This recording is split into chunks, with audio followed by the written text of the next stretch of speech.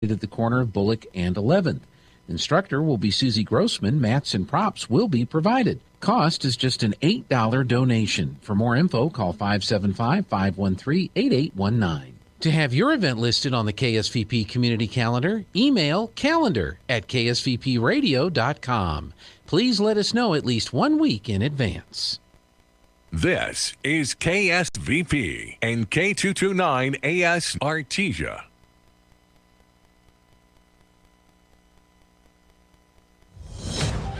Breaking news this hour from townhall.com. I'm Keith Peters.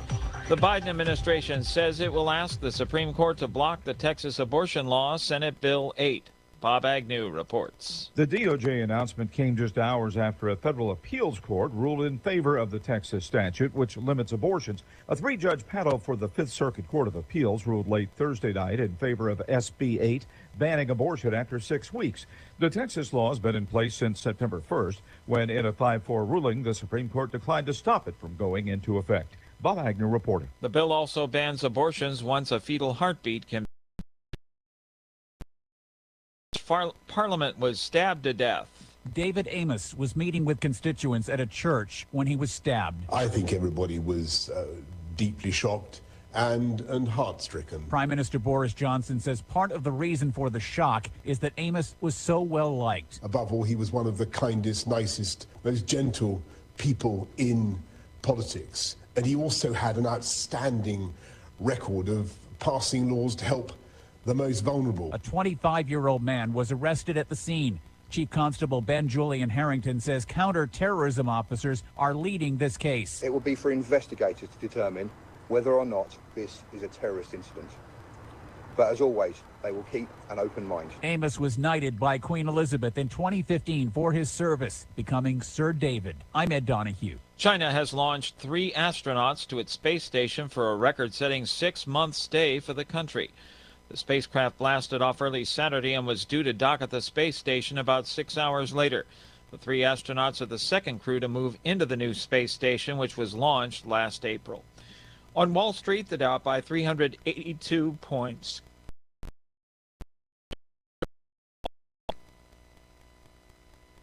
Tell me why Relief Factor is so successful in lowering or eliminating pain. I'm often asked that question. Pete and Seth Talbot, the father and son founders of Relief Factor, tell me they believe our bodies were designed to heal. The doctors who formulated Relief Factor selected the 4 best ingredients, 100% drug-free ingredients that each help your body deal with inflammation. Order the 3-week quick start now. Discount it to only $19.95 to see if it will work for you too. Call 800-500-8384. ReliefFactor.com. The United States has killed Osama bin Laden. Hours after that announcement, the White House leaked that it was SEAL Team 6 that carried out the operation.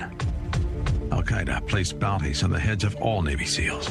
Then just 3 months later, a U.S. Army helicopter carrying many from SEAL Team 6 and others. Anybody out there with a fallen angel? A fallen angel. Roger.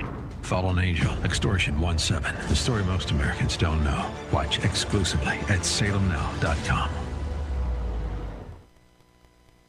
A suicide bomber has attacked a Shiite mosque.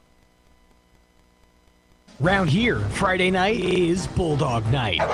Welcome to Artesia Bulldog Football on AM 990 and 93.7 FM KSVP and online at ksvptv.com. The season rolls on for your Bulldogs, but before we take it to the gridiron, let's take it to the Faith Baptist Church Sideline Show. Hello, Artesia Bulldog football family. It's Joby Hodling and Robbie Ballou, and we're here in a taped session of the Sideline Show brought to you by Faith Baptist Church.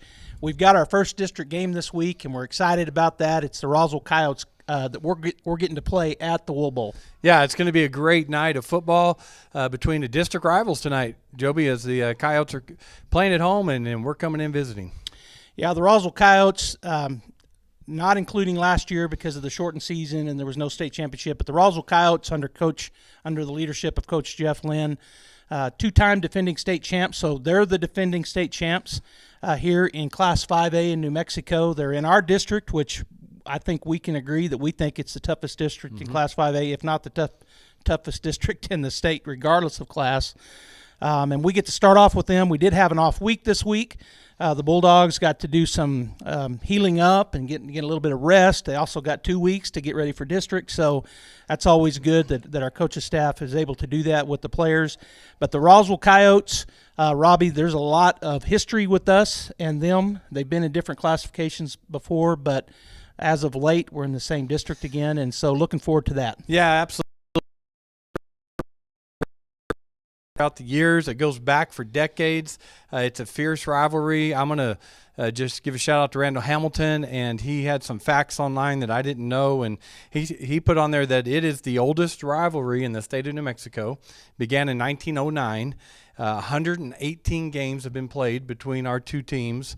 The Bulldogs are 49 and 68 and 1 against the Coyotes. Up through 1950, from 1909 to 1950, the Coyotes pretty much had our number all those years, but from 1950 till now, the Bulldogs have the winning record against the Coyotes, except for a couple years ago, so they beat us. But yeah, coming in, fierce rivalry. Looking back to 91, the Bulldogs have a 22-8 advantage in this showdown with the Coyotes. The Coyotes have had a tough year in 2021. They are back-to-back state champs, and they're still that until somebody knocks them off this year. Yeah. No doubt about it. But they come in at 2-5 on the year this year. But it's interesting to note that according to Max Preps, the top 10 teams ranked in 5A, they have the toughest schedule so far this year.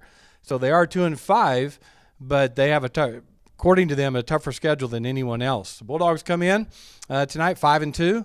And as you mentioned with the open week, and hopefully some healing took place as we were down quite a few. There are our last couple of games of starters, and they're wanting to come in with the amended defense for the most part, keep that rhythm going on offense, and see what they can do against the Coyotes. So I'm ready for this showdown tonight, Joby, between the Coyotes and the Bulldogs. Yeah, it's interesting that I am too, and it's interesting that the Coyotes have the toughest schedule. One of the things I'm sure that helped that is they played a Texas team just last week as they went over to Dumas, Texas. And, Texas schools are kind of like Artesia in that they're usually all about football. They put a lot into their football programs, and most Texas schools have good football programs. So Roswell did take some lumps, I think, last week against Dumas, but they had that experience. They got to play, I'm sure, a very good quality team there in the Dumas, Texas football team. Yeah, no doubt about it. A lot of people refer to Southeast New Mexico as West Texas football. Right. We've heard that for years. So they went over there, and they did get beat. But I watched some of the film on that, and Dumas was good. They're big, they're fast, they're strong, and they ran a wide-open offense like we do. So it was interesting to watch that. But Roswell coming in tonight, ranked number 6 in Max Preps. They're taking the field with 17 seniors. Their non-district notable games, they lost to Farmington, who's number 1 in our classification, and they lost to Lovington, which we played and had a good game against. They lost to Hobbs, and they lost to Los Lunas to start off the season 0-4. But we've seen the building process, as we always do with Coach Lynn. Excellent coaching staff. He's developing that team and those players. And so they beat Carlsbad, which Carlsbad beat us, and then they won against Mayfield. And so they lost to Dumas last week. So we see some quality wins in there, too, against some opponents that were quality opponents. District obviously is made up of Artesia, Goddard, and Alamogordo. Players to watch, and it'll be reported on the scouting report, is number 17, the quarterback. He's not very big. He's 5'7", 160 pounds, but he's a tremendous athlete, and that's Areola. We'll be mentioning his name all night tonight. So the offense runs through him, whether he's throwing the ball or he's running the ball, which he does a lot. And so we need to watch number 17. Number 42, Bryce Sanchez, the running back. Is a good-sized running back for them. And then I just put down on players to watch their secondary because in scouting them and listening to the scouting report and watching some things, their secondary had some breakdowns against Dumas. If they have that against a wide-open offense like the Artesia Bulldogs, I know we can run the ball, but I'm just saying if we can read real quick man-to-man or zone and we can hit those soft spots in there, I think we can be very successful tonight. They do have 2 sophomores starting in the secondary too. So that's something to watch. For the Bulldogs, you guys know I just put down Nathan Taylor. He's 89 and 170 in passing. He's got over 1,000 yards, 1,070 yards this year with 9 actually, what did I put there? 8 touchdowns and 9 interceptions, but a lot of those interceptions were at the first of the year.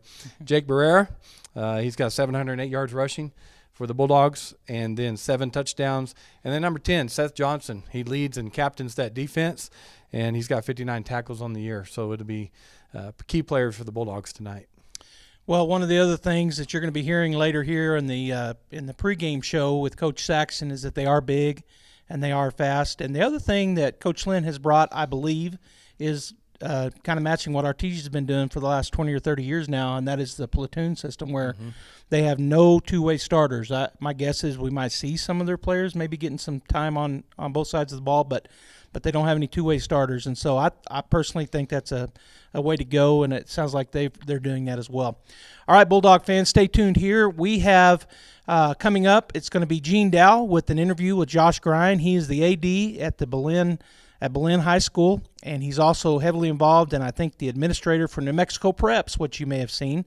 But they cover New Mexico high school sports, including, obviously, football. So stay tuned right here on KSVPTV.com, the Sideline Show, brought to you by Faith Baptist Church. We'll be right back. What's up, Bulldog fans? My name is Bosch from Upchurch. I'm the worship pastor at Faith Baptist Church, and I just want to take this time to invite you to jump in with us. Every single Sunday morning, we have services at 10:30 a.m. to praise God, to worship corporately as a family. And so I want to invite you. We'd love to have you. Go Bulldogs.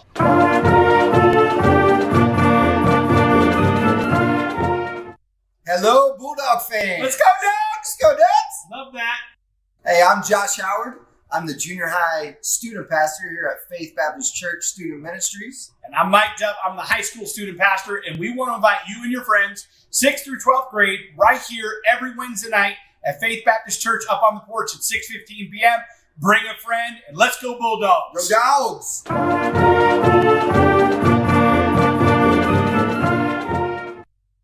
Welcome back on our Faith Baptist Church Sideline Show, and our next guest is a very interesting choice of careers here. Joshua Grine is with us, and he, of course, is the editor of NM Preps, which is a very popular New Mexico prep sports football-oriented website, but also wound up being the athletic director in Belen. Joshua, thanks so much for taking time to chat with us today.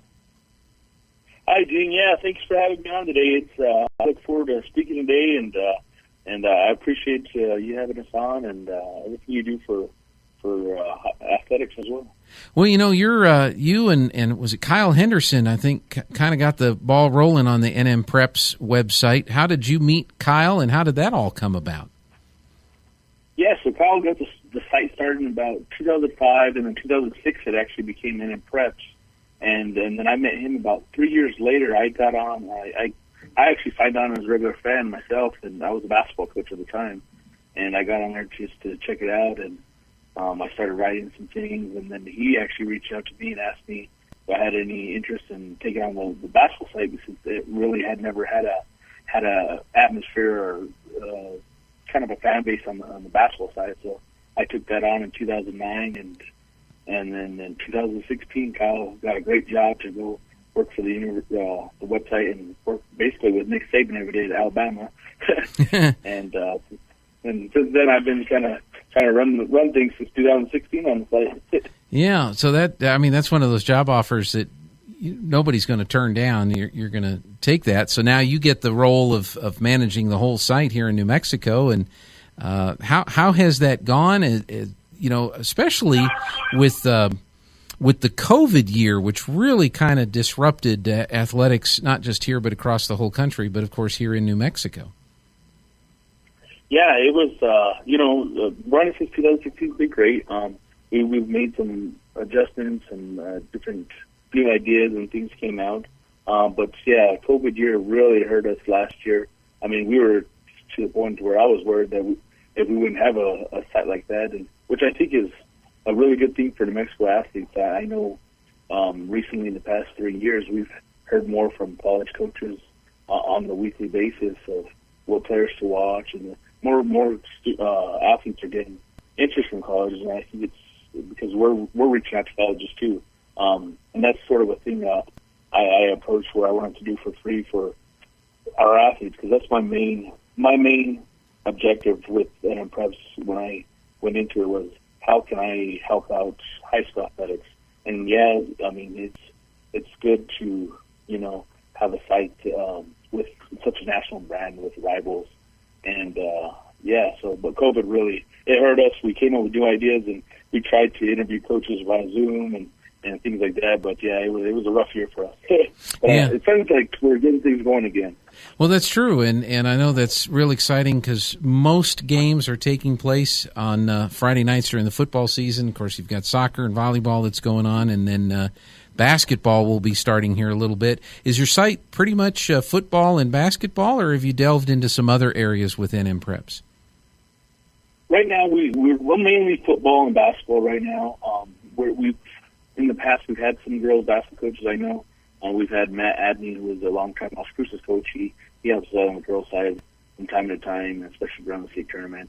The baseball, we used to have a nice baseball atmosphere. We're going to try and get that going again here in the spring. That kind of goes out to if there's any.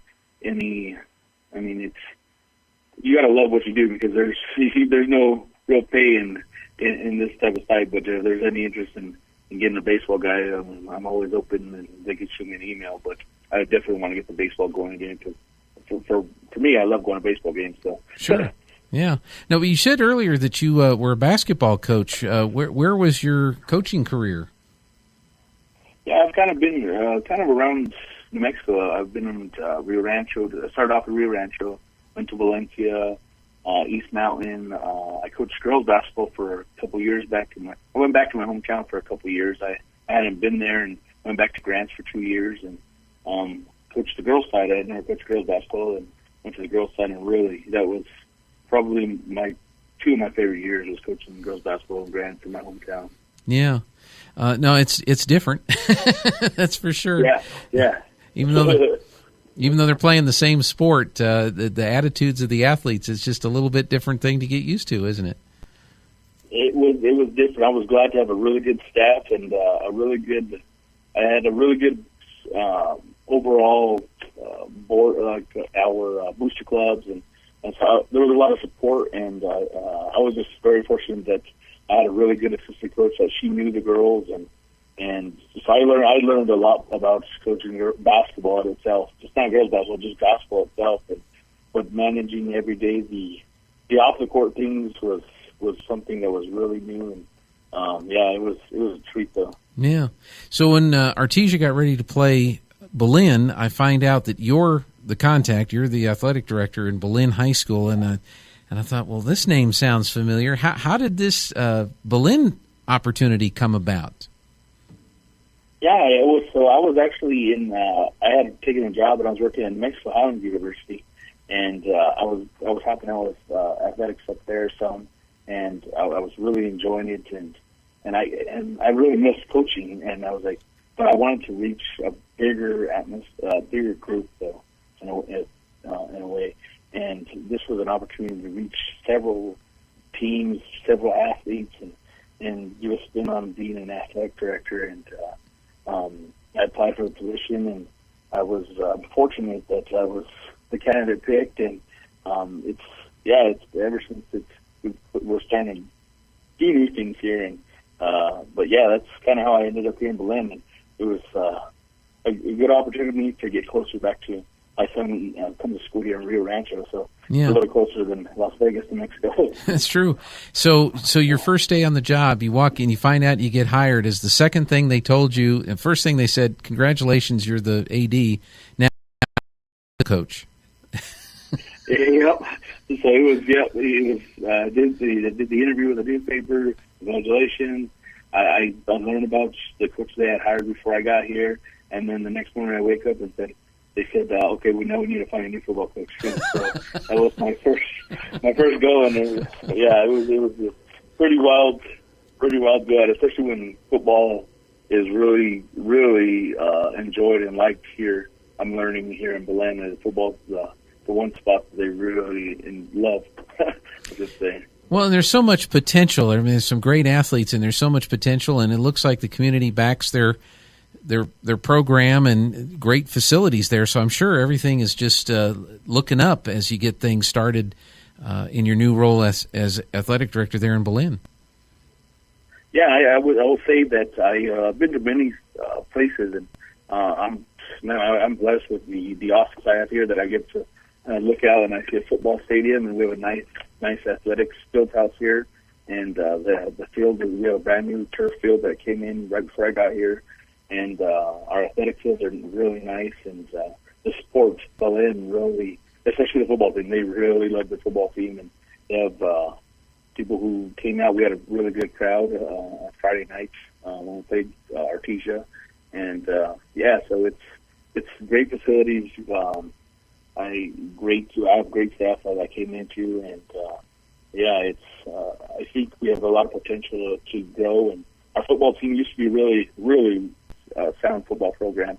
So I'm hoping. I loved our new hire of Coach Angiano, who is originally from Lubbock, spent time in eastern New Mexico, and so the hiring of him, he's doing a great job with our program already. I could see that we're gonna hopefully be back in contention here not too long. No, I tell you what, when that first play from scrimmage and that running back took off and scored a touchdown in the first offensive play of the game against Artesia Friday night, you had a lot of people who woke up and were now paying attention. Exactly. Yeah, we went from a lot of people coming in, we heard it all week, and I was oh man, Artesia's coming, Artesia, which it should be. I mean, everybody knows Artesia loves football, so you're going to get that. But we were, the crowd went Sam Tibbs. I think he was, I want to say 60 yards. And, yep. That was a big play for him. Yeah. It was good for our program. Yeah. Well, let me ask you this last question, whether it's the NM Preps website, which you're running here in New Mexico, or as athletic director, or in your prior work as a coach, do you have like an overarching goal or a mission that guides you to try to be the best at what you can be at the endeavors you're involved in? A lot of people ask me, and I get this a lot, when do you sleep, or when do you have time for anything? And especially now as being an athletic director, when you're working 15-hour days, 12-hour days, my overall goal, and it's hard for a lot of people to believe in unless they really know who I am as a person. And I'm trying to convey that here at Solman too. Is my number one goal is helping out athletes. I had a really great coach that I played basketball for in high school and in a travel program, and I saw it every day that he was all about athletes. Just how can I make you better in the future? How can I make you a better person? And if I could do that here, because I'm actually starting up a leadership class, sports leadership class here at Belen High School, which we start on Monday too. So I'm going to take that on. And that's not a class where I get paid for, and it's just an extra class I've taken on to help out student athletes, and that kind of goes with NM Preps too. As I mentioned, I do for the amount, and this kind of is strange, but how coaches calculate how much time they put in things. I make about 5 cents per hour working in NM Preps, and waking up at 3 in the morning and trying to get stories up, and all of it is because I love high school athletics here in New Mexico. I love the small town feel. I love how people really venture out and support their teams. I went to, and this kind of quick story, I was at the gas station putting gas right after the Artesia game, and I hear Artesia fans talking about the game. It had to be Dad's breaking down the game a little bit. I just love that. That's a cool sound to have. I don't know what it is. New Mexico is a special place for athletics. If I could help out any kids get to the next level, playing college, or next level, just being going on to school, because I've worked in higher ed as well. If I could just help out a few kids get better off in their life and make good decisions, I feel that's kind of what drives me, I guess. That's fantastic. Yeah, that is great. Joshua Grine, whether it's the nmpreps.com website or now in your new role as athletic director in Belen, you're doing great work. Thank you so much for talking with us, and best of luck. I know you're going to achieve your goals in all this. Thank you, Dean. I appreciate it. All right, Joshua Grine, our guest on the Sideline Show, the Faith Baptist Church Sideline Show. Joby and Robbie will rejoin us right after this.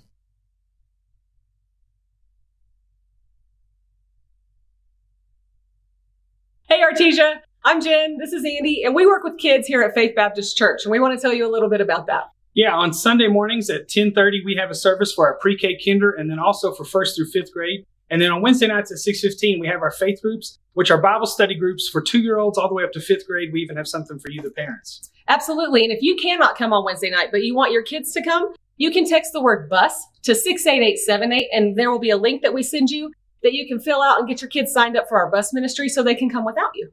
Thanks for watching, and go Bulldogs.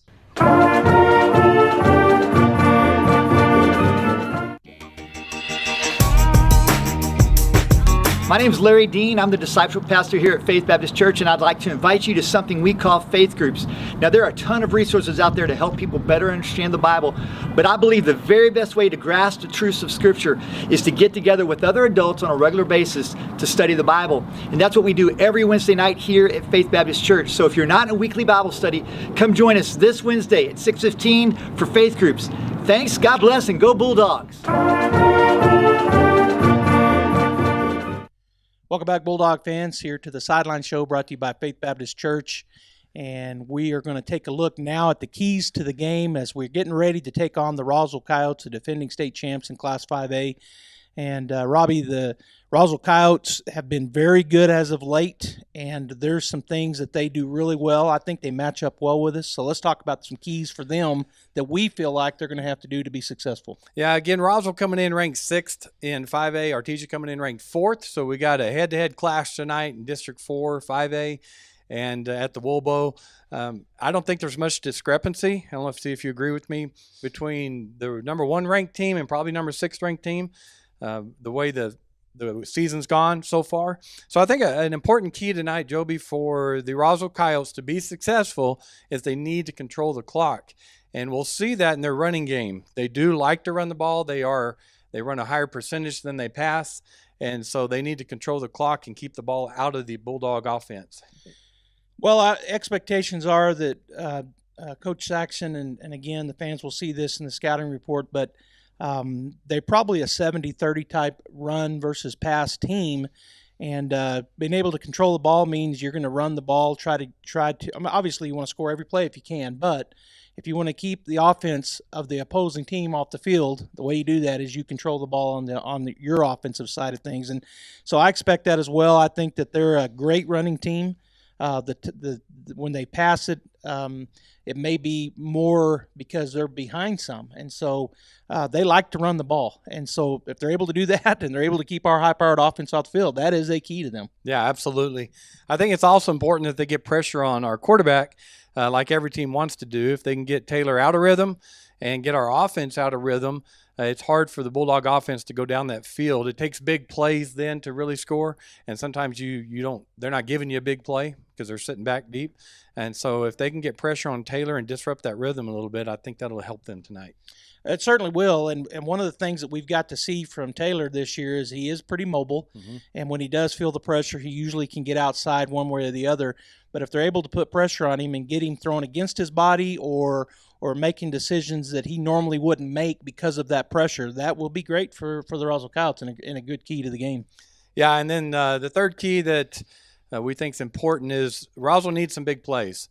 They need to come in, and by that I mean in the kicking game or turnovers or offense or defense, they're going to need some big plays. Both teams will, but specifically a key for Roswell tonight is come up with 2, 3, 4 big plays tonight to turn momentum if they don't have it, or keep momentum and maintain it when they have it. Yeah, it's just like anything else. When you have something big happen, you're excited. You're more apt to be ready to go for the next thing. And so that's the way it is in football, just like about anything else. And so big plays can certainly either, as you put it, keep momentum or turn the momentum. Absolutely. So keys for the Roswell Coyotes tonight is control the clock, pressure Taylor, and need some big plays. For the Artesia Bulldogs, I think it's important, Joby, that our offense get rolling. And we need to score 35 points tonight. Roswell will probably get some points on the board, right? We haven't shut anybody out, and today's day and age, that doesn't happen very often. So we need to score 35 points to give us a chance to be successful. Now, I'm not just saying the offense. That could be the defense putting us in really good positions, the offense, or turnovers, or kickoff team, or punt return, anything like that. But I think it's a key for the Bulldogs to score at least 35 tonight. When you score that many points, the idea in football is you should win the game. And so if we can get that kind of point total put up against the Roswell Coyotes defense, which we know is going to be good, then I think we have a good chance at getting the victory tonight. Yeah, and I'm going to say this week, and We're going to elaborate on it. We're going to say it next week against Goddard. Right. We're going to say it the next week against Alamogordo. And then we get in the playoffs, we're going to say it that week. So just get ready for it, folks. I think a key for the Bulldogs tonight is that we have to stop the run game. That's all there is to it. They want to run the ball. They're good at running the ball. They're big. They're going to line up in a tight end set with a slot back right there. They will go unbalanced on us at times because they want to just they want to drive and ride that offensive line, and they want to run the ball. The Bulldogs have got to stop the run to be successful tonight. Putting a team that's 70-30 run into a position where they have to throw is really good against anybody. And so if the Bulldogs can do that, if we can stop the run, which is the key that we're talking about, if they can force them into throwing situations more often than not, then that improves our chances. Yeah, if you can call, and we'll see this, the same 4, 5, 6 run plays, and they're successful, it's demoralizing to the defense, right, and the fans and everybody on that other side of the ball, right? And you just wear them down. If you can shut down those 4, 5, 6 go-to plays, well, it creates this havoc on the other end of the ball to an extent, and the coaching staff, well, what do we do now? So I think it's key there. Yeah. And then also I put it down, and I put it down 3 times. Right. Tackle, and then after we tackle them, we need to tackle them again. I think the Bulldogs did really well to start the season. And then we saw the last couple of games where our tackling wasn't as crisp and as sharp. I know as the Bulldogs want it to be and as we need it to be. And so we can't see a lot of broken tackles tonight. We don't need to see yards after contact tonight for the Coyotes. Our defense has got to come up, put a lick on them, wrap them up, and take them down on the first hit. Yeah, that wrap up that you said there in the middle is critical. They can come, even if it's not a big hit, just wrap them up and hold on, because that will drag them down and keep those extra yards from happening or burst through arm tackles and touchdown runs. All right, Bulldog fans, we've talked about the Coyotes. We're ready to play the Coyotes, and I say I know the team is, and the coaching staff is ready to guide them. So if you're not at the Wool Bowl, I encourage you to get there as quick as you can. Top of the hour is Friday Night Lights, 7 p.m., so get there to the Wool Bowl, support these young men and their coaching staff, and, of course, our cheerleaders and our band and everybody that's involved with Bulldog football. If you cannot make it, then stay tuned right here, either on KSVP Radio or KSVPTV.com. At the top of the hour, we've got Bulldog football. In the next segment, we've got the pregame, which includes a talk with Coach Jeremy Maupin, the head coach for the Bulldogs, as well as Coach Saxon, the scout team coach of the week. Thanks for tuning in. This is Joby and Robbie. We'll see you at the top of the hour. 990 and 93.7 FM KSVP and online at KSVPTV.com. Tonight, your Bulldogs travel to Roswell to take on the Coyotes. Bulldog football on KSVP AM and FM and at KSVPTV.com is presented by ENMU Roswell, Artesia Animal Clinic, Artesia Ford Sales, J.S. Ward & Son Insurance, La Fonda, Sandy Stockton and State Farm of Artesia, Smile Expressions, Artesia Family Health Center and Presbyterian Medical Services, Artesia General Hospital, Roswell Seed Company, Guy Chevy, KFC of Artesia, Moppin & Brown Dentistry, Pop's Diner, Forest Tire, Western Bank of Artesia, Artesia Credit Union, Pecos Valley Equipment, Oasis Computers, Eastern New Mexico University, Catalyst Church, Brandon Williams and Farm Bureau Insurance, Cisco Equipment, Artesia Plumbing and Heating, TMJ Auto, New Hope Baptist Church, H&R Block of Artesia, Castle Rentals, Kane Electric, Frost Mortgage, Incredible Printing, Bobcat Auto, and Tate Branch of Artesia. Now, here's your hosts, Joby Hodling and Robbie Ballou. When I was young, I thought I had forever to prepare for retirement. But as the years went by, retirement got closer and closer. Well, I wish I'd have started saving 10 years earlier. How you spend your retirement depends on what you do now while you're still working. We've helped a lot of area seniors prepare for retirement. Stop in and see us about saving for yours. Western Bank of Artesia. We're big on you. Member FDIC.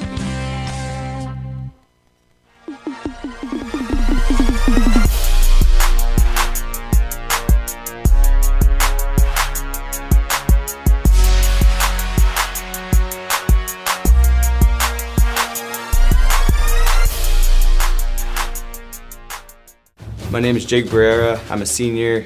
I'm number 24 and I play running back. My parents are Candace Barrera and Ray Barrera, and I have one brother. His name is Nathan Barrera. He's 19. And I also play basketball and I'm involved in track as well. And my favorite college is probably Texas Tech. I watched them growing up, and I just love their football team. And I really enjoy participating in all the traditions that we have here at Artesia High School. And I just enjoy being able to play the game that I love with all my brothers and just having the opportunity to play for this great community that we have here. My name's Solman. I'm going to be a junior this year. My number is 35, and I'm a slot receiver. My parents are Brian Solman and Deborah Glada, and I have two sisters, Brooke Solman and Morgan Solman. I play football and golf, and my favorite college is Texas Tech. My favorite NFL team is the Denver Broncos. My favorite thing about being a Bulldog is the traditions and the supportive community. My name is Robert Rodriguez. I'm a junior, and I'm number 42 as a corner. My parents, my dad's name is Robert Rodriguez as well. My mom's name is Lisa, and I have two sisters, one younger, Janessa, and one older, Haley. And I also play baseball, but that's the only other sport I play.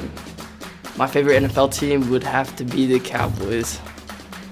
And what do I like most about being a Bulldog? It teaches you a lot of discipline and keeps you in shape. You just learn a lot there. Hi, my name is Angiano. I'm a junior. I'm number 56, and I play center, guard, and tackle. My mom and dad are John and Leah Angiano. I have two sisters, Anna and Alessa. And my other sports or activities, I do BPA, I'm in National Honor Society, and I do track and field. And my favorite college is Wisconsin. My favorite NFL team is the Dallas Cowboys. And I love the Artesia Bulldogs because we're one community, we're a team, and everyone supports us, no matter if you're young or old, and it's just a great place to be. Hi, my name is Diego de Porto. I'm a junior in high school. I play defensive tackle for the Artesia Bulldogs, and I wear number 65. My parents are Ventura Ace de Porto and Jessica de Porto. And I have three brothers and one sister. One Alyssa. My sister name's Alyssa. I have three brothers, Angel, David, and Jonah. And football is the only sport I play. And my favorite football team is the Kansas City Chiefs. My favorite college is Texas Tech. And I like having fun and hitting people hard and that's it. The best guacamole in the Pecos Valley is at La Fonda Restaurant in Artesia. Holy guacamole! Everything is coming in fresh by the truckload. Avocados, green chilies, jalapenos, tomatoes, and onions. The makings of our signature salsa, golden fried chili rellenos, and of course our guacamole. Holy guacamole, what are you waiting for? La Fonda Restaurant, 210 West Main in Artesia, with plenty of parking off Highway 285. Holy guacamole! Hey, Bulldog fans! Just like the Bulldogs, you too have a chance to win big on tire rotations and oil changes. TMJ Auto is giving away a free tire rotation and oil change every quarter of the year. Surf onto their website, tmjautorepair.com, and find the Register to Win tab. Your name will be placed in the drawing and no purchase necessary. Plus, find other great deals and savings on tmjautorepair.com. Many times, patients require skilled care for short-term illnesses, temporary help after hospitalization or rehabilitation after a major surgery, and many more conditions that can be handled in the comfort of your home. J&J Home Care stands ready to provide such care when you or your family members need it. Our highly experienced nurses, therapists, and aides have been serving Artesia and the surrounding community for more than 20 years. To learn more about the services available at J&J Home Care, call 746-2892 or visit us at 1301 West Grand in Artesia. Your pet is an important member of your family. That's why at Artesia Animal Clinic, we strive to provide complete care for your pet. Our services include dental, lab, preventative medicine, surgery, and ultrasound, along with herd health for our livestock friends. We also know how busy you are, so we'll do our best to accommodate your schedule. Meet our doctors and staff by visiting artesiaanimalclinic.com or just drop by our clinic at 110 West Mahone, across from the Artesia Ford Service Center. Artesia Animal Clinic, serving the needs of your pets and livestock 24/7, 365 days a year. As the seasons change, it can be a great time to refresh your oral health too. Here's a few fall tooth care tips from Smile Expressions in Artesia. Fall is a great time to switch out your toothbrush. Toothbrushes should be replaced every 3 to 4 months. With fall coming comes fall baking, which means lots of sugar-laden treats. In addition to the goodies, try reaching for fruits and vegetables that are rich in fiber. And as the end of your insurance year approaches, now could be the perfect time to take advantage of any unused dental benefits. Please call and schedule your appointment today at Smile Expressions in Artesia. Hi, Bulldog fans. Joe B. Hodling here, joined by Coach Saxon for Scout the Roswell Coyotes. And, Coach, we go into this week. You're coming off of a bye week, which is always good. Very nice. And then you're coming into this week with our first district opponent, the Roswell Coyotes. Two-time state defending champions. They are. Didn't have that game last year because of what was going on, but always a good quality team. Let's talk about the Roswell Coyotes, break them down a little bit from a scout team perspective for the fans. Let's start with their offense. What can the fans expect to see? What their skill players look like, their size, their speed, and what they're going to run? Their O-line is pretty big. Luckily, we've seen a lot of big O-lines this year. So the thing that's impressive with them is that they can move. They've got some big guys. They've got one guy that's over 300 pounds, but he can move. Yeah. So they're very mobile. They like to pull a lot, and they're able to get downfield. As far as their speed guys, they got some. They usually do. I'm expecting to see talented, speedy guys on the offensive side. They do. They've got a slot. He also plays wide receiver. He's number 2. Good hands, very fast. They got a couple of sophomores that are playing their skill positions, which is kind of like us. You know, they've got some youth on their team too. One of them is Coach Lynn's son. He's their tight end. Very talented young man and able to play tight end, you know, and hold down the fort with runs coming right behind him. But their biggest factor is their quarterback. He's number 7, Areola, and he can run and he can throw. He's capable of throwing the ball, but that young man can run that offense and he can run. What is their split, run to pass? It's 60-40. Run 60? Yeah, run 60, pass 40. And honestly, it's probably a little more to the run side. A couple of games they got behind and had to throw some more. So I would say on average they're probably a 70-30 team, run to pass. See a good heavy dose of that running. We'll see a lot of running. Well, from the special teams side of things, do they have anything really standing out? Do they have a kicker or a punter, or do they do anything special on their kickoff or punt returns? They look like us. Okay. They run the starburst. You know, they run some fake punts, and their kickoff is very similar to ours. They can go deep, they can go short, they can onside, they can pretty much kick it wherever they want to. So watching their special teams was like looking into a mirror, honestly. Well, that means they're going to be pretty good at it, because you guys Yes. are pretty good at it. I agree. Yeah, we're expecting it's going to be a for sure a battle on the special team side. Now swapping over to the defensive side, and you can kind of tie this. Do they have many two-way starters? They don't have any two-way starters. No two-way starters. So They're total platoon. From a defensive perspective, again, let's talk about their size, their speed, and maybe what kind of a front that their base is. I believe their base is a 4-down, and they've got good size. Again, big D linemen that can move. Big linebackers. You know, we've known over the past 3-4 years they've had a middle linebacker that's a good size that would probably play D line for us, but he gets to play linebacker for them. And they have the same thing this year, and they just bring it. They're down. Their best guy is number 11, and he's a safety. He'll come down and hit you hard. So from a when we're in our passing attack mode, do you expect to see a lot of blitzes, or will they play back and play not go into a man coverage? Or what do you expect? I think they're going to mix it up. Mix it up. I do. They've tried to run man, or they have run man a lot this year, so I wouldn't doubt that they came out and ran man against us. And you know, I think back to last spring, and we rattled off that first run play. I could see that still being in their head. Okay. Well, Coach, thanks for joining us here on Scout the Coyotes. And Bulldog fans, the game's coming up here just in a little bit. So if you're not already at the Wool Bowl, hopefully you're almost there. And if you're not able to make it to the Wool Bowl tonight, then stay tuned right here on KSVP Radio or KSVPTV.com and watch the Bulldogs to victory. Go Bulldogs! In Psalm chapter 127 and verse 3, David says, "Children are a gift from the Lord. They are a reward from him," him being God. Children, as true possessions of the Lord, have incredible value. We think about our calling as parents or caregivers or grandparents to be shepherds of their hearts. I can't take that lightly, but instead I've got to look at how can I influence my children? How can I invest in them? How can I care for them and love them? And I always want to give them the very best. So encourage them to be the best in the classroom or on the sports field or going to worship services and even having fun things like, say, trunk or treat. We at the Hermosa Church of Christ want to invite all children to trunk or treat on October 30th at 5:30 to 7:30 p.m. in our parking lot.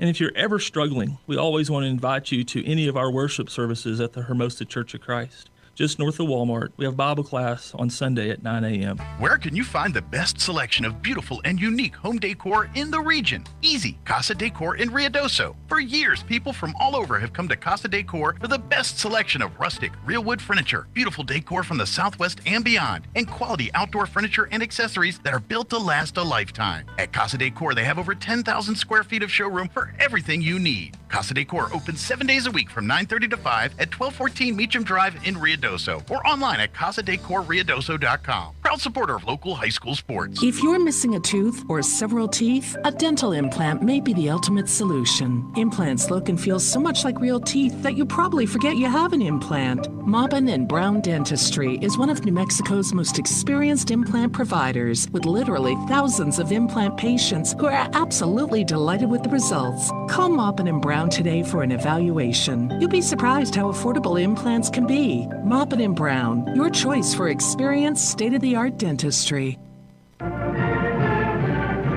Hello, Bulldog fans. It's Martin from Frost Mortgage in Artesia, your local lender. While the Bulldogs are scoring high, your mortgage should be going low. Rates are at an all-time low, and it's time to cash in on it. So call Martin at 575-749-6278 to schedule your free consultation. Remember, you have a choice when it comes to your home financing, so don't be misled. Call Martin at Frost Mortgage today.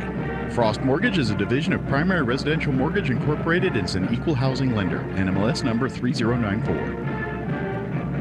Through Presbyterian Medical Services, Artesia Family Health Center is your all-in-one provider for medical, dental, and behavioral health services. They have highly skilled professionals ready to treat your medical, dental, and behavioral health issues. Appointments are available via phone calls, video calls, and limited office visits to provide you a safe and easy way to take care of your health. Need a COVID test or vaccine? Artesia Family Health not only offers testing, but the Moderna COVID vaccine too. Call and learn more. 575-746-9848 or visit Artesia Family Health at 1105 Memorial Drive in Artesia.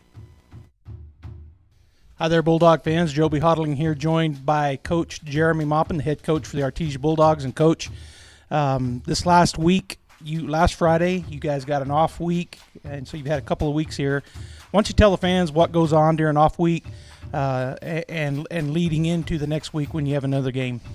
Yeah, it was it's good always to have that little break. We always say we play 3 seasons here, and so they've always been able to schedule our open week between the regular season and then our district season, and so really good to get that break at that time, kind of refocus us into that next part of the season, put that other part behind us. We thought we played our best football during the Ruidoso game that we had played so far this season, and so it's really good to go into the bye week after that win, and then we go into the bye week, and it's really about, we try to spend a little time thanking parents, and so we do a little parents breakfast, and we have the kids write a letter to their parents and just tell them thank you for, everything that they've done for the kids. So we got to do that. We shorten our practice a little bit and just make sure that we're, cleaning up any small details, and then, any good team, you get 2 weeks to prepare for your district opponents too. So we started working a lot of Roswell stuff that week. And then as a coaching staff, we were able to go up on Friday to watch Mayfield and Goddard and scout Goddard, get a little head start on Goddard as well. So see a lot of our opponents that we're going to get the next 3 weeks. We've been sending our coaches all season to scout those 3 teams, Roswell, Goddard, and Alamo. Got a good opportunity to talk to those coaches and see some things that they had seen throughout the season. So really just a week to focus back on these next 3 weeks and make sure we're playing our best football right now and making sure that we're ready to go for this week and getting to play Roswell High. Well, speaking of that, it is start of district, as you said, and coming into this week, you knew you had Roswell High, the two-time defending state champs. Last year, with the odd year, no real state champions, but 2 years prior to that, they were back-to-back state champs, and so always a tough opponent, and they are in our district, first district game. You guys we're gonna travel to Roswell. So what are we looking for from Roswell High? Yeah, I mean, Roswell High is a good football team. Coach Lynn's done a really good job, brought back a lot of that, the traditions and things, and then started a lot of things on his own to get those guys turned around. And, I remember, like, when I played, Roswell was kind of one of the easier games during district, to be honest. And now, like you said, two-time state champion in back-to-back years.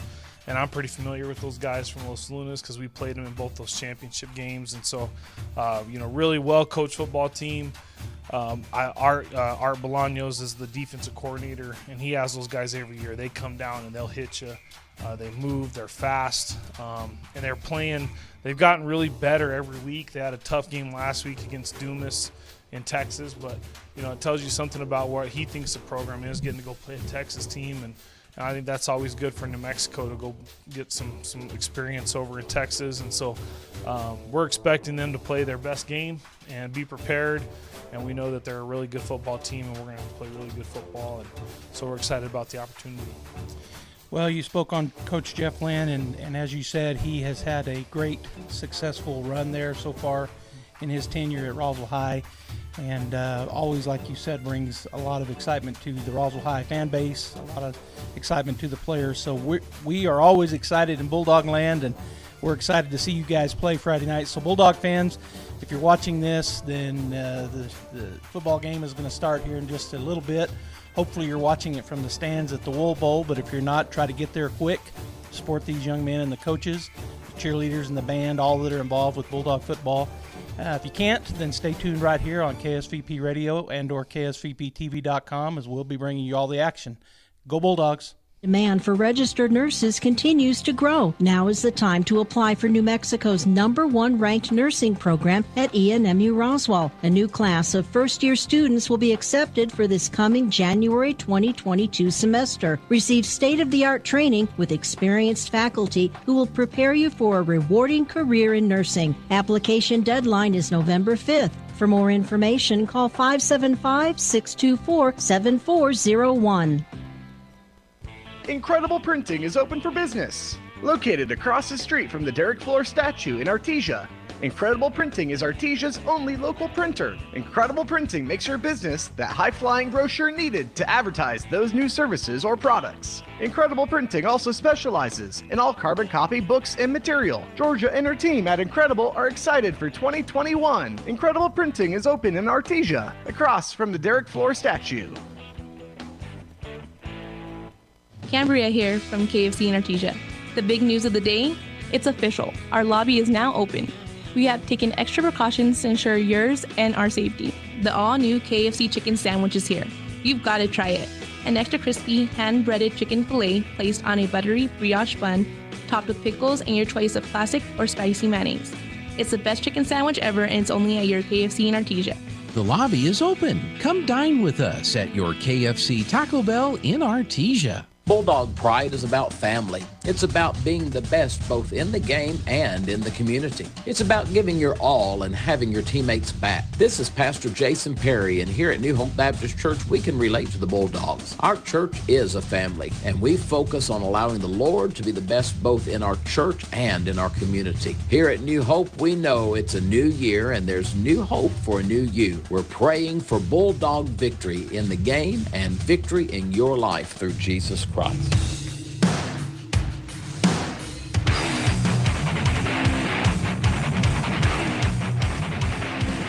Good evening, Bulldog fans. Thank you for watching tonight. If you are watching on the live stream, KSVP TV, we always appreciate everybody tuning in there.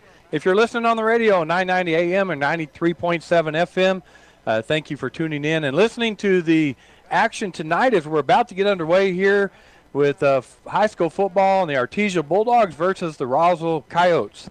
This is Robbie Ballou, and I'm joined by my friend and soon to be your friend, Josh Howard, tonight.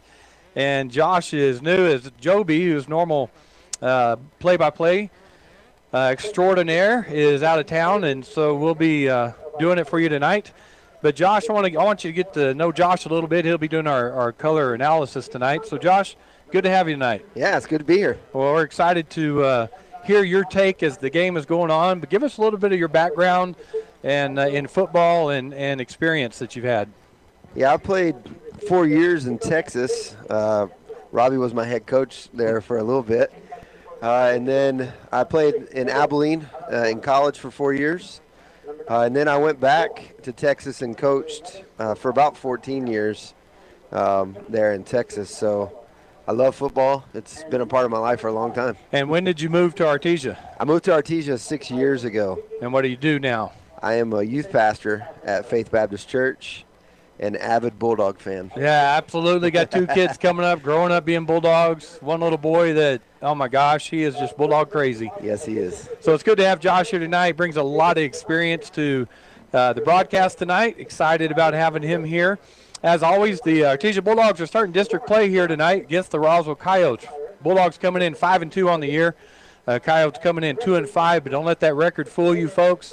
According to Max Preps, Roswell has had the toughest schedule this year in 5A, and they've gotten better every week. So this is a tough and a good Roswell Coyote squad we're running up against tonight. Yeah, they've played a lot of tough teams, including going to Texas and playing a good team in 4A there in Dumas. So they've definitely had a tough schedule. Yeah, so we need to be careful tonight. I know the coaches have the Bulldogs ready as the Bulldogs are breaking the banner or the run through, and they're coming down to do the dog pile, which is a huge tradition in Bulldog football. It's probably more fun to do the dog pile on a visiting field, I would think. And if you ever notice, we'll just talk about this, most coaches don't let their players watch the dog pile. Yeah. And there's a reason. I know if I wouldn't watch. I was like, don't watch that. Don't even care what they're doing right now, right? They're behind their banner still. Well, they're not even. Oh, they're not even out yet. Yeah, they're no. not even out. The Coyotes aren't. I guess that could be intimidating. Yeah. So you don't want anything to distract them, right? And that can definitely be distracting. Oh, yeah. All right, as always, we're joined by Jeff Hodling on the sideline tonight. And so we're going to go down to Jeff and get a feel for the weather, the atmosphere, and the fan base, and just what's going on the field tonight, Jeff. Well, it's a brisk night tonight, guys. It's 63 degrees down here on the field, but there's not any wind at all, so it's really not that bad. I think it's a fantastic night for football.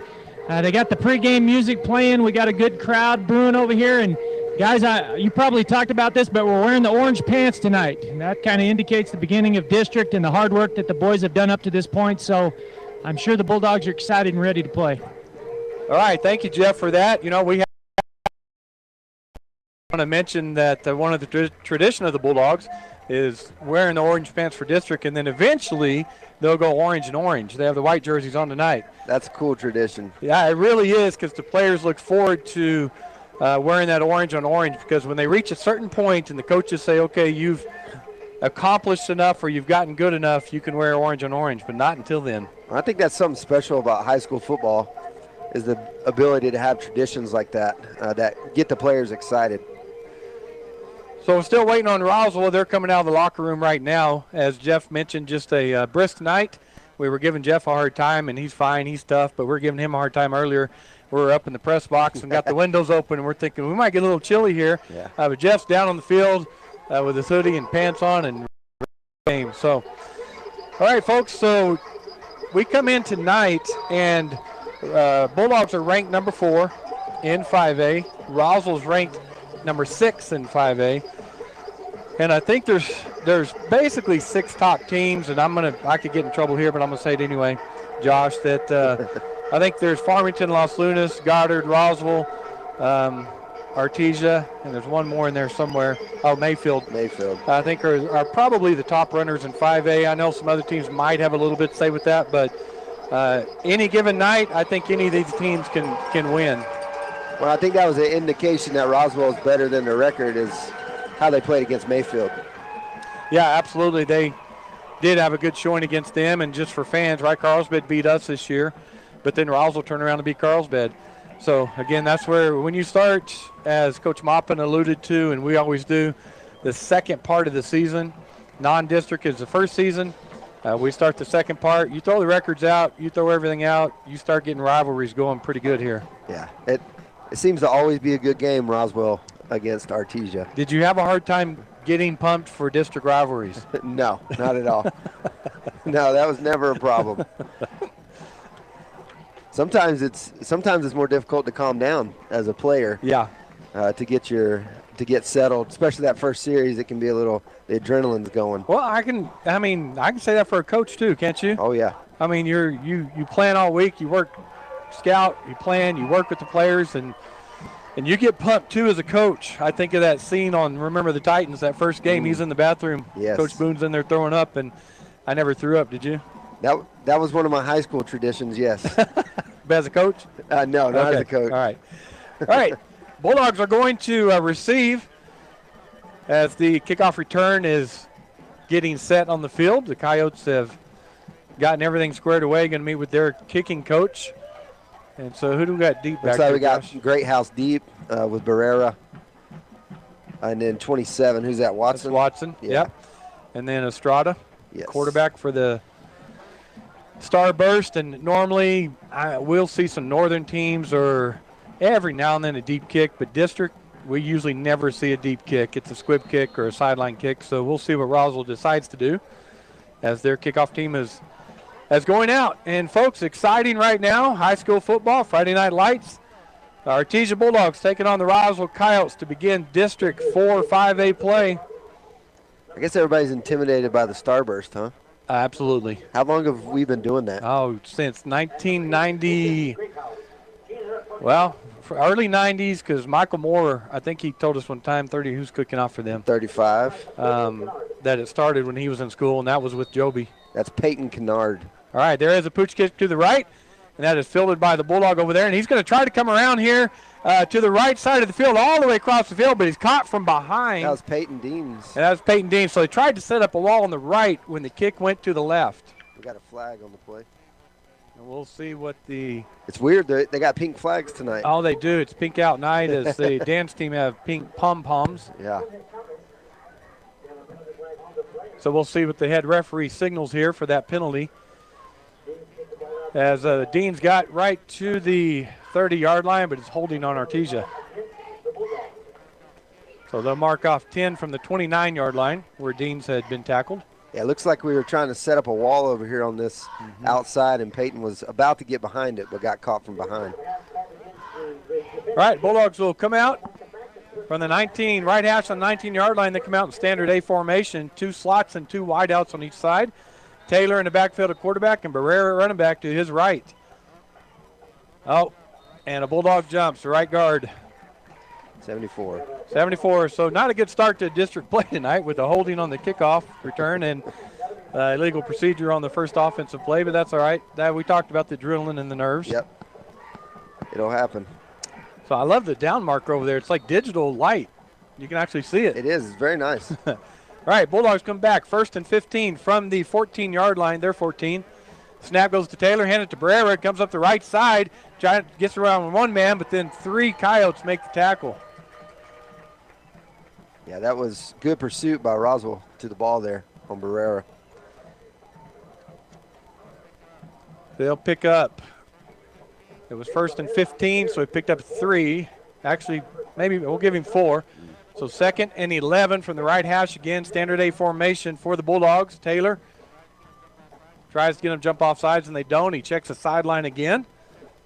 Kind of a check with me. Roswell in at 3, like a 3-3 or 3-4 right now, defense. Snap goes to Taylor. He looks to throw. He looks back on the left side. He's going to roll to his left and try to hit a guy, but looked like he got tackled early, but it's incomplete. Yeah, they're lined up in that 3-4. They're going to try to take away our passing game tonight, especially in the flats, it looks like. Yeah, was that to – who was he throwing to over there? 17. I'm not sure. I'm familiar with that. All right. So, anyway, 3rd down and 11, incomplete pass. So, Remains 3rd and 11. Standard A formation, 2 slots, 2 wideouts. Taylor takes a snap, drops back in the pocket, looks deep, throws it across the middle of the field, and it's there, but just through the hands of Rodriguez, number 14. A little underthrown there. Yeah, it was. If he'd laid it out over top of him, Julian could have run right underneath that. So that'll bring up 4th and 11 deep in Bulldog territory. So the Bulldogs will bring out the punt team. It's usually Peyton Dean's back there to punt. Yes, Peyton's back there to punt on our 1-yard line. And we'll get a return guy as soon as he turns for us. That's right. Jerm Morrell. Okay, deep for the Coyotes. Bulldogs, snap is a good snap. Deans gets the punt off. It's a decent punt, high in the air. They're just going to let it hit the ground and roll. Takes a Bulldog roll. Coyote picks it up, but he's tackled immediately. They blew the whistle. By Lopez at the 50-yard line. The ref blew the whistle, inadvertent whistle there. It stopped the play. I could hear our coaches all the way on the other sideline going, "Why are you blowing the whistle?" Yeah, yeah. So they decided to let it hit the ground, and a Coyote took it off the first bounce, and Lopez immediately hit him. Which could have been a big play because he almost fumbled the ball. So Coyotes will go their first offensive series here with the nose of the football right on the 50-yard line. They're going to start from almost on the left hash. Coyotes are going from our right to left as the Bulldogs make a substitution here on defense. 66 comes in, and that's Donaghy coming in for the Bulldogs. 5-man front for the Bulldogs. Ariola takes the snap, hands it to Sanchez up the middle, and he's immediately hit by 5 Bulldogs up the middle, gained about 2 yards.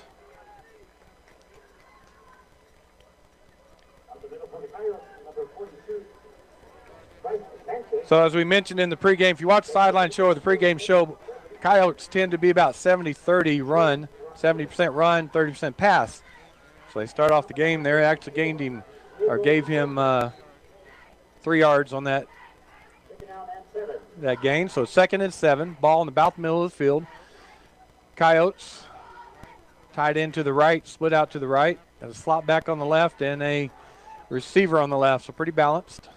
Ariola starts signals, goes in motion, pitches it to him, sweep to the right, number 30 for the Coyotes, gets around the corner, picks up the first down, and is tackled right at the 35-yard line. Yeah, it's Estrada. He was really quick getting around that little in-around play. So he lined up on the left, went in motion to the right. Ariola took the snap, pitched it to him real quick. Roswell comes out first down, 1st and 10 from 35-yard line. A strong left for the Coyotes, and they'll hand it to Sanchez up the middle, and there's a hole up the middle, and he doesn't get hit till he's 5 yards deep, and he winds up picking about 7 yards up. Yeah, Roswell's O-line right now is firing off the ball very well. So that'll bring up 2nd and 3 for the Coyotes from the Bulldog 28-yard line. Started on the 50, and they're down to the 28 now on 3 run plays. So 2nd and 3, strong left for the overloaded on the left for the Coyotes. Takes the snap, again hands it up the middle, and hit early in the backfield is Sanchez. And he gained 2, but he's short of the first down. Yeah, Donaghy got real good penetration there from the backside. And made a good play there in the backfield. Roswell lines up quickly. It's 3rd and 1. Definitely 4-down territory here. Ariola gets the signal from Coach Lynn on the sideline. It's strong left for the Coyotes. And Ariola looks at Coach Lynn again. He calls it check with me, calling the signals. Snap, handoff to Sanchez. He widens out to the left and is tackled quickly, but not before he picks up the first down. Yeah, Jarrett made a good play there. Good tackle. Our linebacker had the running back in the backfield, but just missed the tackle. Sanchez, they got him at 5'10", 195 pounds, so arm tackling is not going to work against him. Not going to work. He just went off the left tackle there and picked it up. So first down from the Bulldog 28-yard line. Coyotes on the move. Tied in on the left, slot on the left, 2 receivers on the right. Shotgun formation. Ariola takes a snap, hands it off to Sanchez again, and he's hit deep, but he's driving forward to gain some yards. Yeah, we had about 4 or 5 of them on there, and he drug them all the way for a couple of yards there. Yeah, they hit him behind the line of scrimmage, picked up 3. So 2nd and 7 or 2nd and 8. Again, same formation, tight end slot on the left, 2 wide receivers on the right, shotgun formation, takes it again. He fakes it, Sanchez this time, is Ariola, and he just cuts up the middle, and he's going to break it to the left, and he's down to the 5-yard line and tackled there by the Bulldogs. Yeah. He just found a seam there and cut backside on us and got all the way through our linebackers without getting touched. So big pickup by the quarterback for the Coyotes, Ariola, 5'7", 160-pound senior. All right, 1st and goal for the Coyotes now from the Bulldogs 6-yard line. Double tight, double slot, motion to the right. Going to hand it off up the middle to number 9, and the Bulldogs get him after about a yard gain. They stop him. That was Jonah Gamboa. They brought their normal running back in motion around. Looks like they can have an option off of that play. Again, they're going to line up with 2 tight ends right and left, 2 slots right and left, a balanced formation. Ariola under center, motion to the left, sweep to the left. He fumbles the ball in the backfield. He dives for it. We'll see who got it. Looks like he got back on it, but there's a lot of Bulldogs there. They are signaled Coyote ball, but they did lose 4 yards or 5 yards on that play. So it'll be 3rd and goal from the Bulldog 9-yard line. Boy, Ariola turned and pitched that ball, and he just never found the handle to it. No, he sometimes on a night like this, you get a cold ball, and it's hard to catch. Feels like a rock, doesn't it? Yes, it does. All right, balanced formation again for the Coyotes. 3rd and goal from the 9-yard line. Ariola under center again, motion to the right, and there is a timeout by the Coyotes. All right, so with 6:32 left in the 0-0 between the Bulldogs and Coyotes, we're going to take a break, and we'll be back right after this. Kane Electrical Supply is your #1 distributor when it comes to the top-of-the-line inventory. Kane Electric carries name brands such as Appleton, Burndy, Fluke, Cooper Lighting, Hoffman, Phillips Lighting, iDeck, Klein Tools, and Square D. Kane Electric has your professionals and will assist you with any information you may have on electrical supplies. Kane Electric delivers on location too. Come by Kane Electric today in Artesia at 1911 North Roselawn.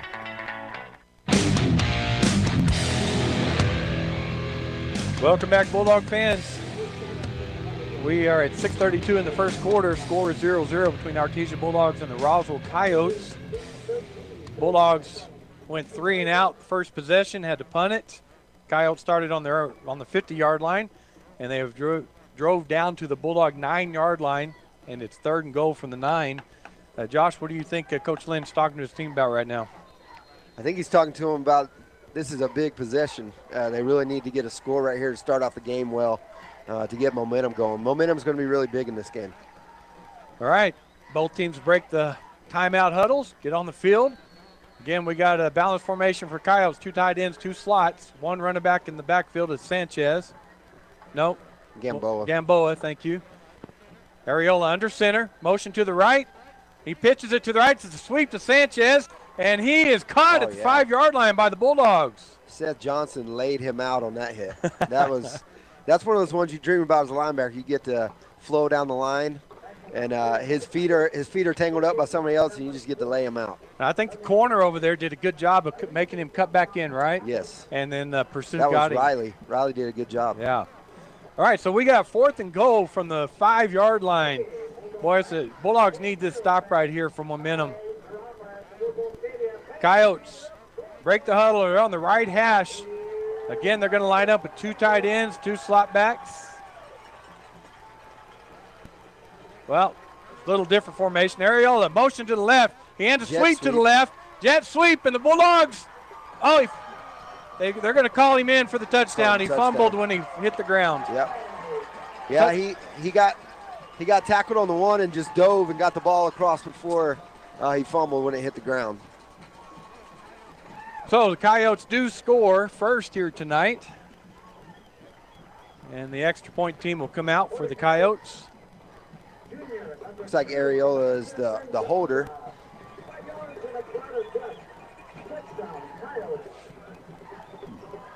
And Peyton Kennard is the kicker. Snap is back, it's good, it's down, it's up, and the kick is good.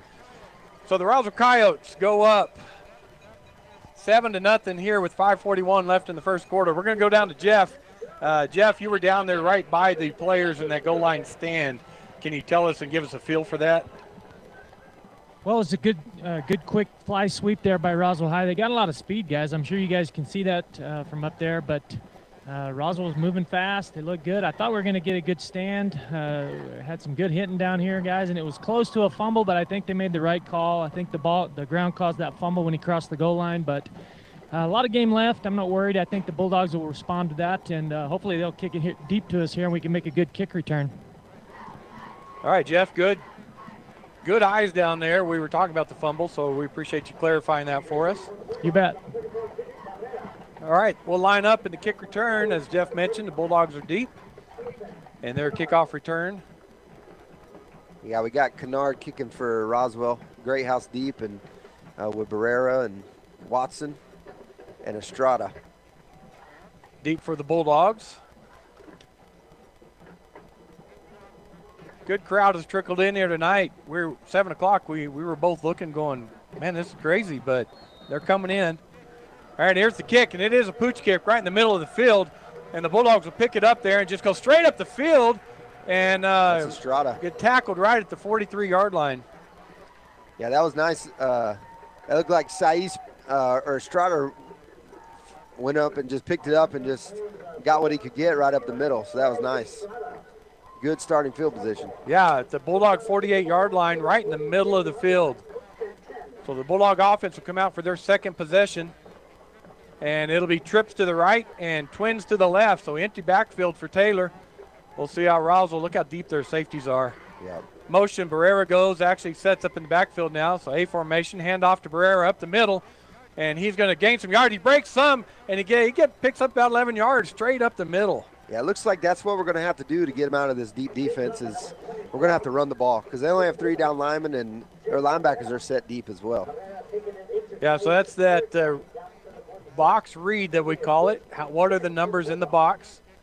So good pickup there by the Bulldogs. Their first down.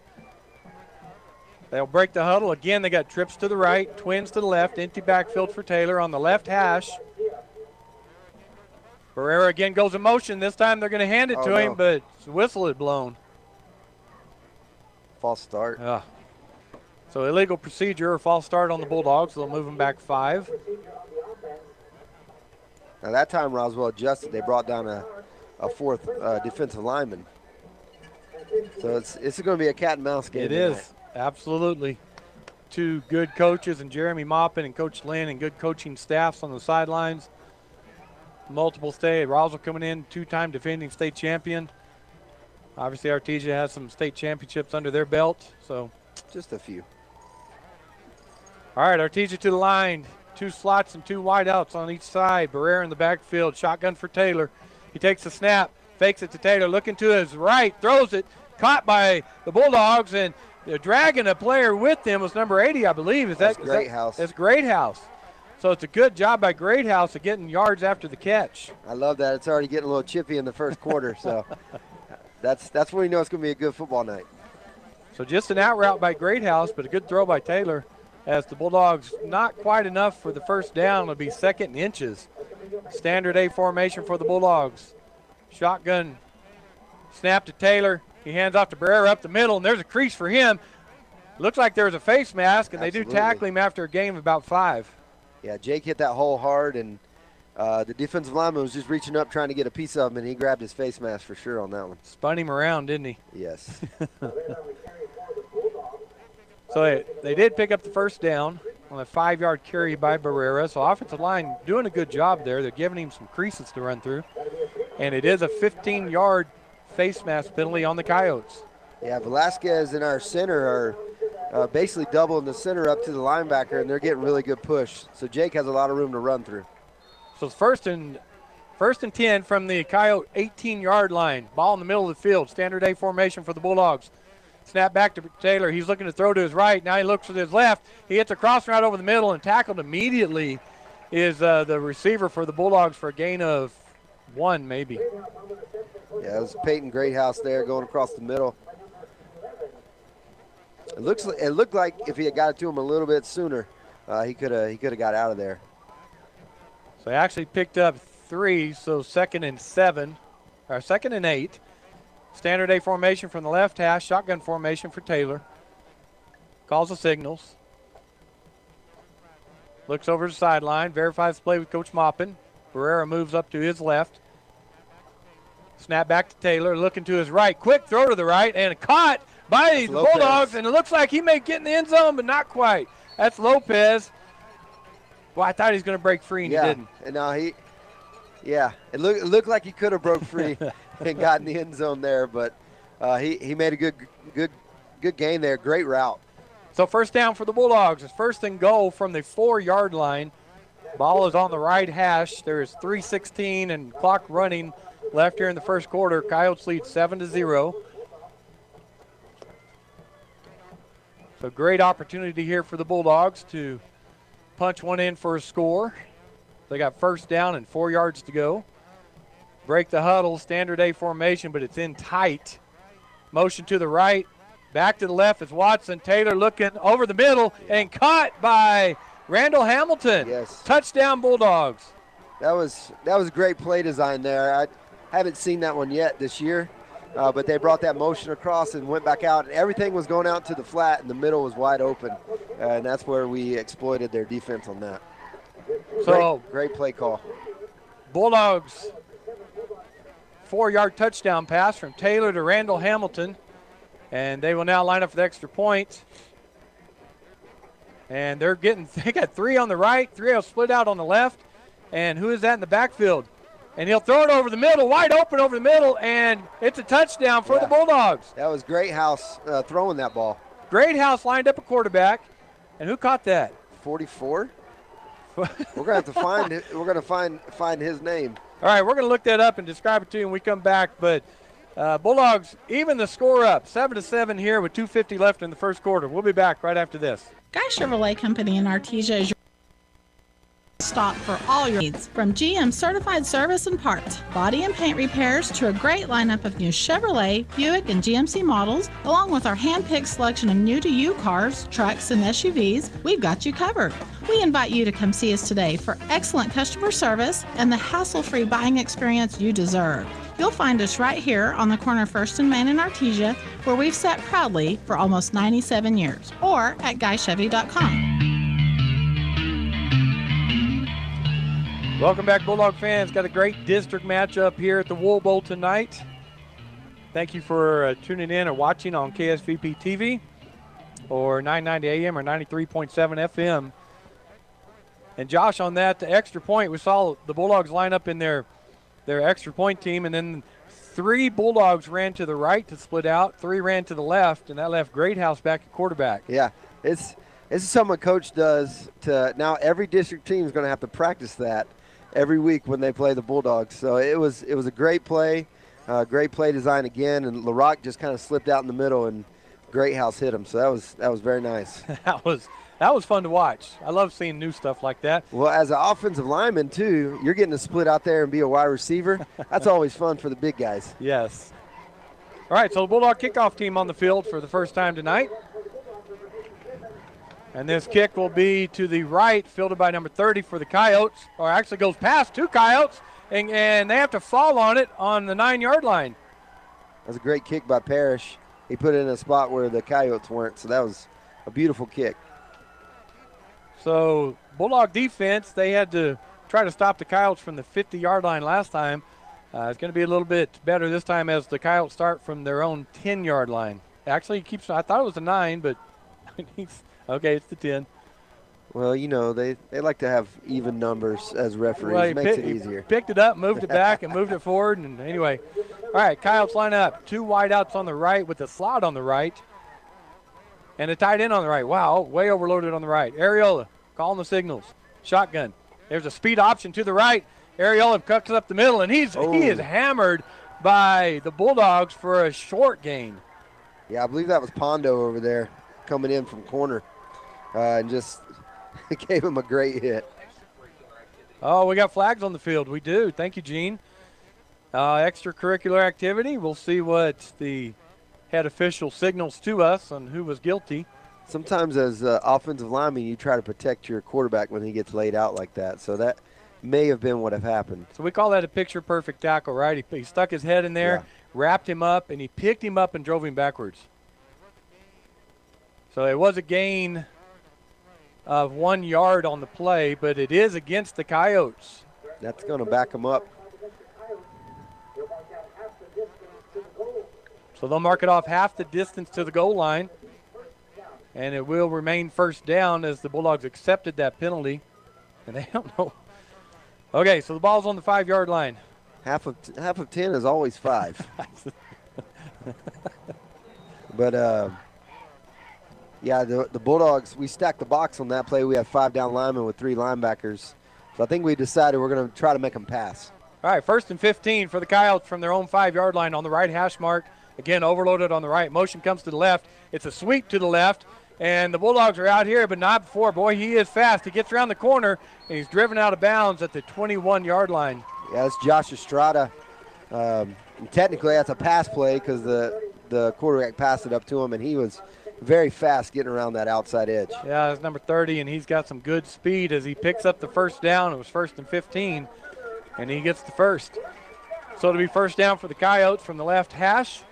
From their 21-yard line. Again, they're going to line up heavy on the right. Tight end slot and 2 receivers on the right. Shotgun for Areola. He'll keep it and come to the left. Nothing there. The Bulldogs just stuffed that. No gain. Yeah, that looked like, who was that? Defensive lineman. Anyways, he got great penetration and was really on the ground and just reached out and grabbed the quarterback's leg. So they pulled 2 linemen to come around that left, and I think it was Luna. Yeah, that's Luna. Yeah, it's Luna and Barunda probably that just stuffed that hole. And that's really what can stop a run is good penetration from your defensive lineman. So it's 2nd and 12 from the 19-yard line. Twins to the right, tight end to the right. Ariola's going to roll to his right, hit his man in the flat, but quickly there for the Bulldogs and tackled for a 4 or 5 yard gain. Yeah, that was LaRock got out there and tackled Estrada quickly, which is good because if Estrada gets running, he's very quick. Coyotes go quickly to the line now. It's 3rd and 6 from the right hash. From the 25-yard line, they're going to go heavy left. 3 trips to the left and the tight end. Areola starts to call signals. Now he goes and looks at Coach Lynn. The Bulldogs are moving their defense around some. Seeing what we're going to do here. Now they move again. Areola calling signals. And he'll run a speed option to the left. He'll pitch it to Sanchez. Sanchez with a huge lane. And he picks up the first down and gets tackled at the 38-yard line. Yeah, they were reading our defensive end on that play, and he did a good job, made him pitch it, but we just didn't have any outside contain to get that running back on the ground. So Sanchez picks up the first down. So it's 1st and 10 for the Coyotes from their own 38-yard line. Ball's on the left hash. Again, it's 4 receivers on the left. Areola shotgun. Hands it off to Sanchez up the middle. Huge crease for him. And the Bulldogs don't touch him until he's 10 yards down the field. And they make the tackle as he crosses the 50 down to the 46-yard line. Yeah, every play's been going to the outside, and we got sucked to the outside there, and the middle was wide open. So 1st and 10 again for the Coyotes now in Bulldog territory as they're at the Bulldog 46-yard line. Ball just left of the middle of the field. Coyotes will go tight end left, slot left, wide receiver left, and a split out on the right. Trips left and split out on the right. Areola looking over the defense, calling the signals. Sanchez to his right. He'll take the snap. He's looking to throw this time. He steps up in the pocket, and he's hit there by the Bulldogs and just hit hard by the second flags to come out. Yeah, Riley Jarrett came from the backside and had the tackle made, and then our linebacker came in. It looks like he's going to get a penalty on the play on that hit. It's like personal foul. Helmet to helmet. Helmet to helmet. So that'll be a 15-yard penalty on the Bulldogs on an aggressive play. So the Coyotes did not gain anything on that play, but by way of penalty, they're going to pick up a first down. And that'll take the ball down to the Bulldog 32-yard line. So 1st and 10 for the Coyotes. Coyotes scored on their first possession to go up 7-0. Looks like that would be the last play of the first Yeah, it quarter. does. The Bulldogs then went down and scored on their second possession. They went for 2 and got it. So the Bulldogs lead 8-7 here at the end of the first period. And we'll be back with second quarter action right after these messages from our sponsors. Eastern New Mexico. My Eastern experience will help me design the future. Led me to be a justice on the New Mexico Supreme Court. My Eastern experience will help me star on a Broadway show. My Eastern experience led me to a career in graphic design. Led me to a successful real estate career. My Eastern experience led me to be an actor and a comedian. Explore, experience, excel. Eastern New Mexico University.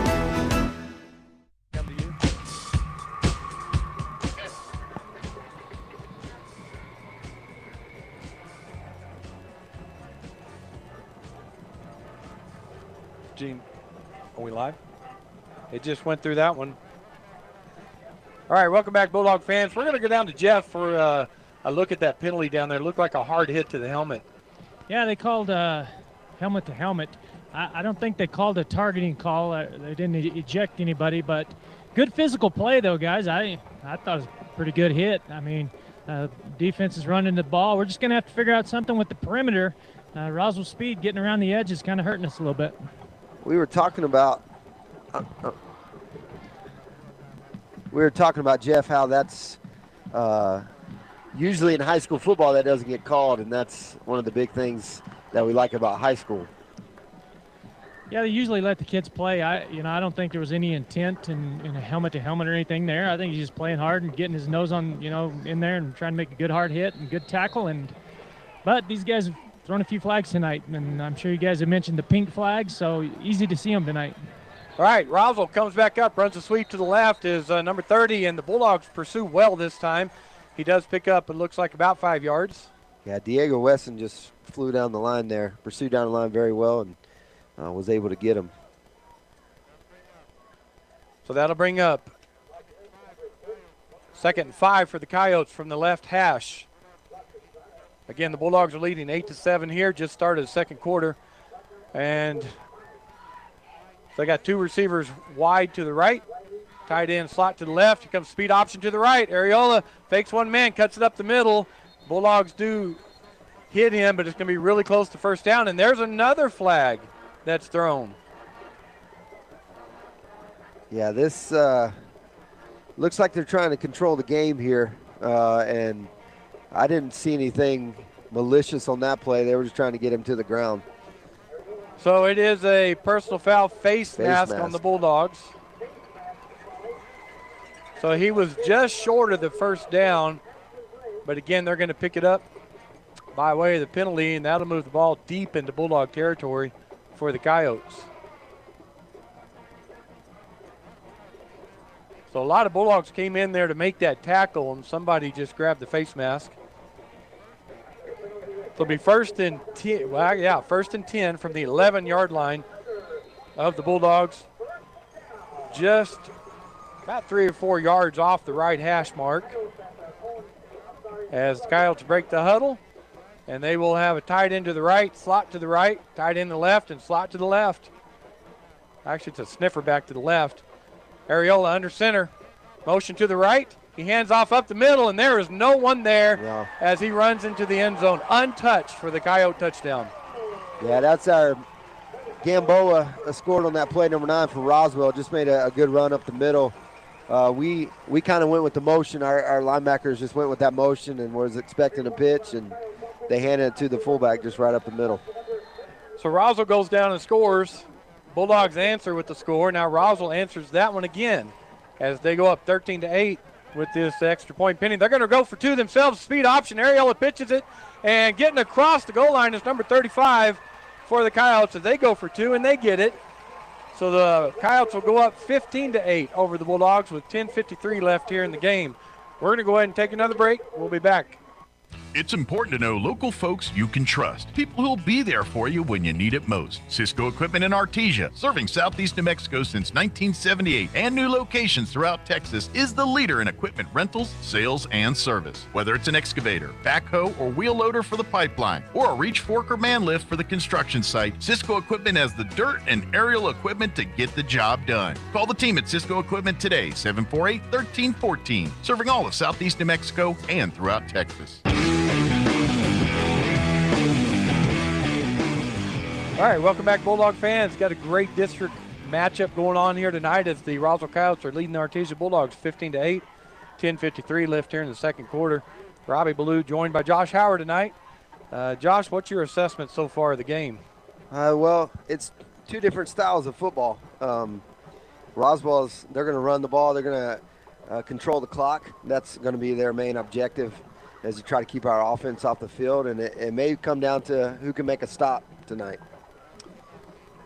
The Roswell kickoff team will get ready as the Bulldog kickoff return has moved up because they have kicked it short the last two times.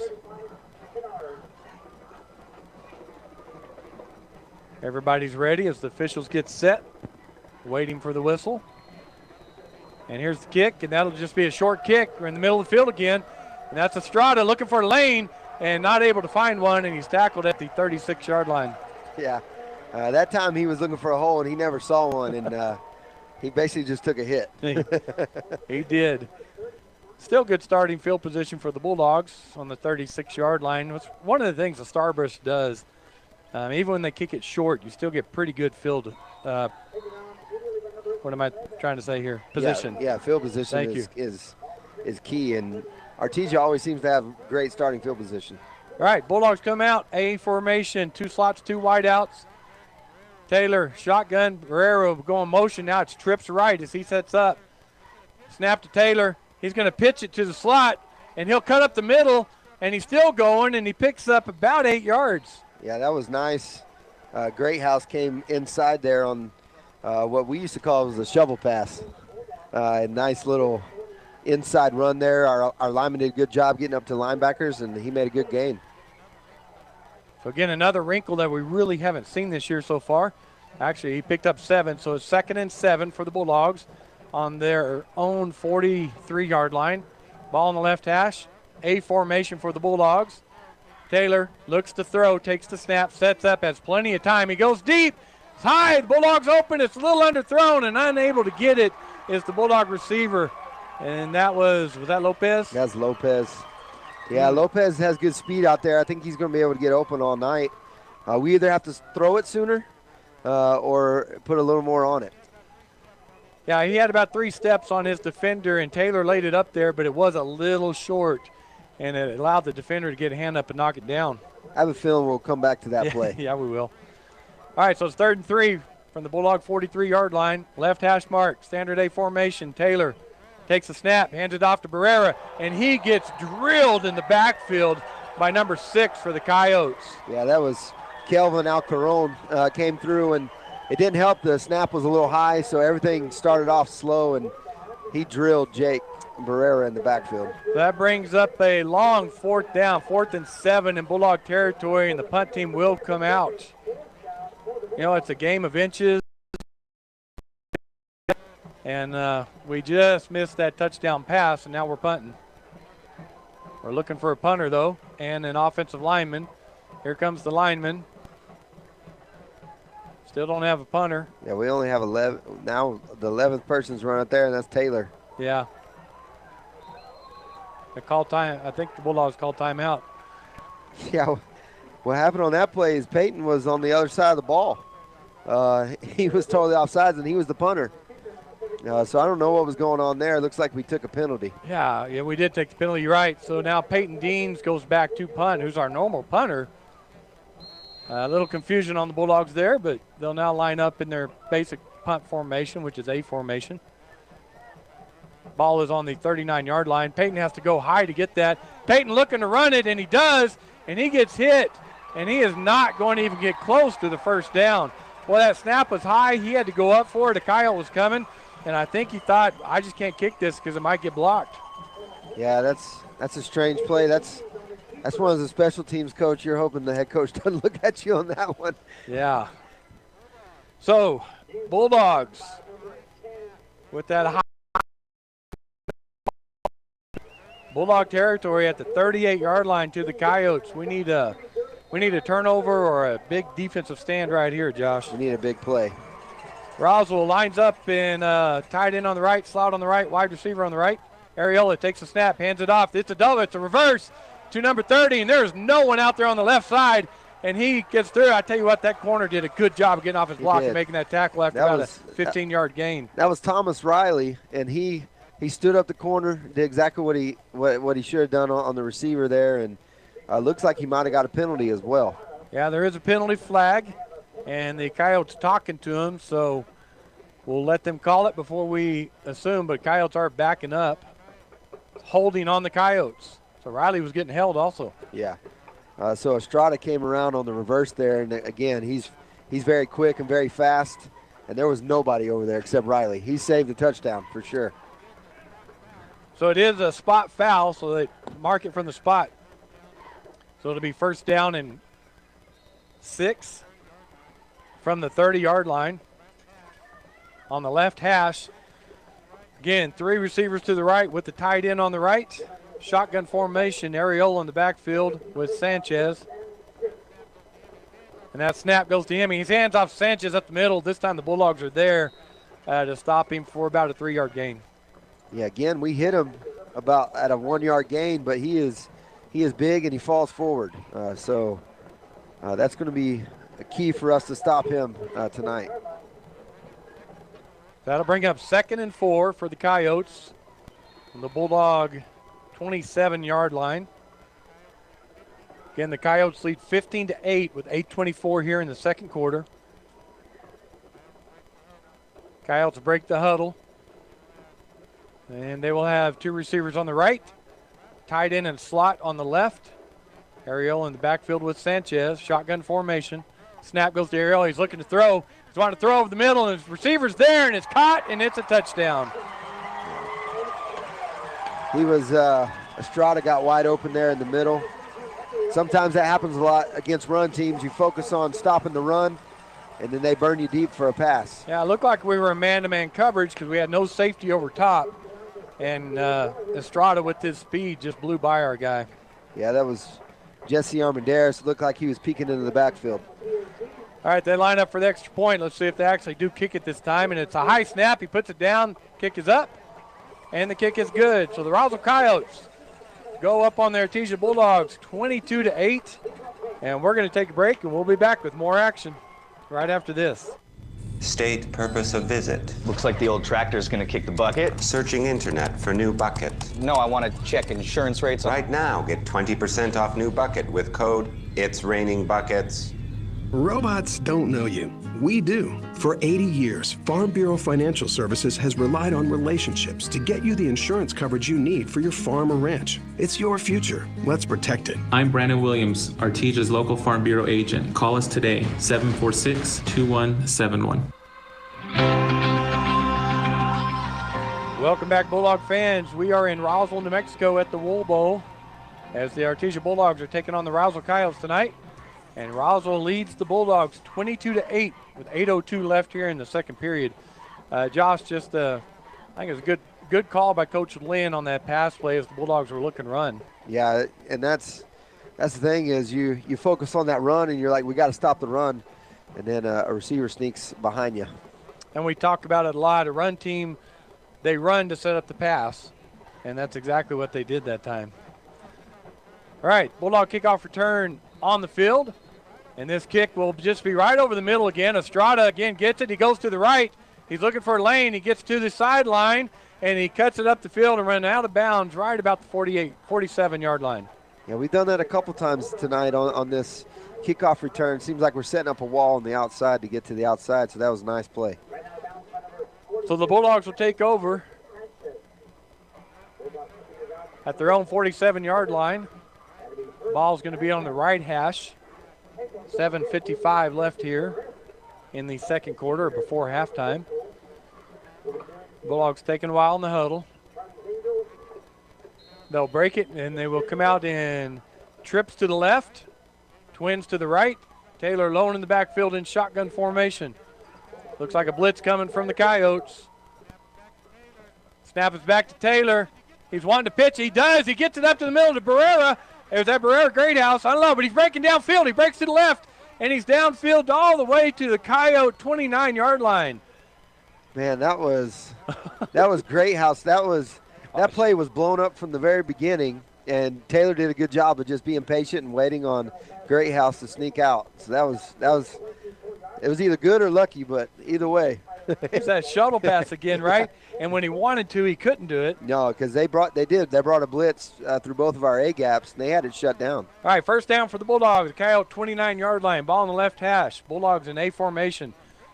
Taylor trips to the right, empty backfield. Taylor takes a snap. He's looking to his right, throws over the middle, and it's high, and it hit the Coyote defender in the chest and bounced away from him. Woo! Yeah, that had interception written all over it, but it was hot. That ball was very hot going through there, and he just couldn't control it. That's number 11 for the Coyotes. We don't have his number on the roster, but all that does is bring up 2nd and 10. Yes. From the groan from the crowd. Oh, man. All right, Bulldogs, 2nd and 10 from the 29-yard line. Coyotes 29. A formation. Taylor takes the snap, hands it to Barrera, fakes it to him, throws it over to the right. And the Bulldog receiver makes one man miss and then gets tackled about a yard short of the first down. Yeah, that was nice. It looked like a run-pass option there. He could either give it to Jake on the run or go to the pass, and he hit Greathouse there out in the flat. It looks like they may bring in the heavy package here. The Bulldogs will, as it's 3rd and 1 from the 11-yard line. 3rd and a long one, maybe 2. It is the heavy package. Dean back at quarterback. And Roswell is going to call a timeout as they were missing a guy out on the field. So timeout Bulldogs. Let's go down to Jeff. Hey, Jeff, we're going to come down to you and give us a feel for that play. It was kind of broken up from the start, but Taylor and Greathouse made a great play on that. Yeah, it's good to see the ball getting into the hands of Greathouse. He's one of our best playmakers up to this point in the season. And, early in the first quarter, he really wasn't getting any touches, but good to get in his hands. He sure is fast, guys. I like to see him get out in the open there and make moves and get up the field. But good combination of Taylor and Greathouse there. Hopefully we can pull through on this drive. We got in the Rhino package right here, guys. The big guys in there. We're going to try to drive it right up the middle maybe. All right, Jeff, thanks for your input down there. Great eyes on the sideline. The best thing about Greathouse is he's just a sophomore. That's true. That's right. We got him for a few more years. So I know, and help me out here, Josh, he can see better than I can. In our Rhino package, our heavy package, it was always Seth Johnson and Calderon who were the 2 leading blockers. Let's see who it is as we line back up in that. Peyton Deans is the quarterback in this. As the Bulldogs do come back out in that Rhino package, that heavy package. Yeah, it looks like they got Riley Jarrett in there on the left side. And then 54. Okay. Wesson. So Dean takes a snap, goes to his right. Boy, he's got the sideline wide open, and he's driven out of bounds about the 4-yard line. So, yeah, they had Seth Johnson and Diego Wesson, our 2 linebackers, in the backfield, and they just opened up a huge hole for Deans on the outside there. So picks up the first down as that was 3rd and 1. And it looks like the regular offense, the heavy package is going to stay in there. It's first down, or 1st and goal from the 5-yard line as the Rhino package will stay in for the Bulldogs. 6:46 left here in the second quarter. Motion to the left or to the right. Deans again takes a snap, goes to his right.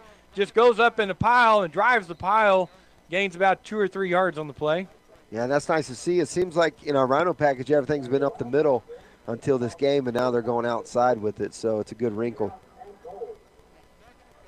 So it'll be 2nd and goal from the, let's see where he puts it, the 2-yard line. So picked up 3 on that play. 6:20 left here in the first half. Coyotes lead 22-8, but Bulldogs are threatening here. Again, the Rhino package. Split out on left, on the right. Deans back deep at quarterback. He takes it. He goes right up the middle that time, and he is stuffed by the Coyotes for no gain. Yeah, there was no hole there in the middle. They had it completely stuffed.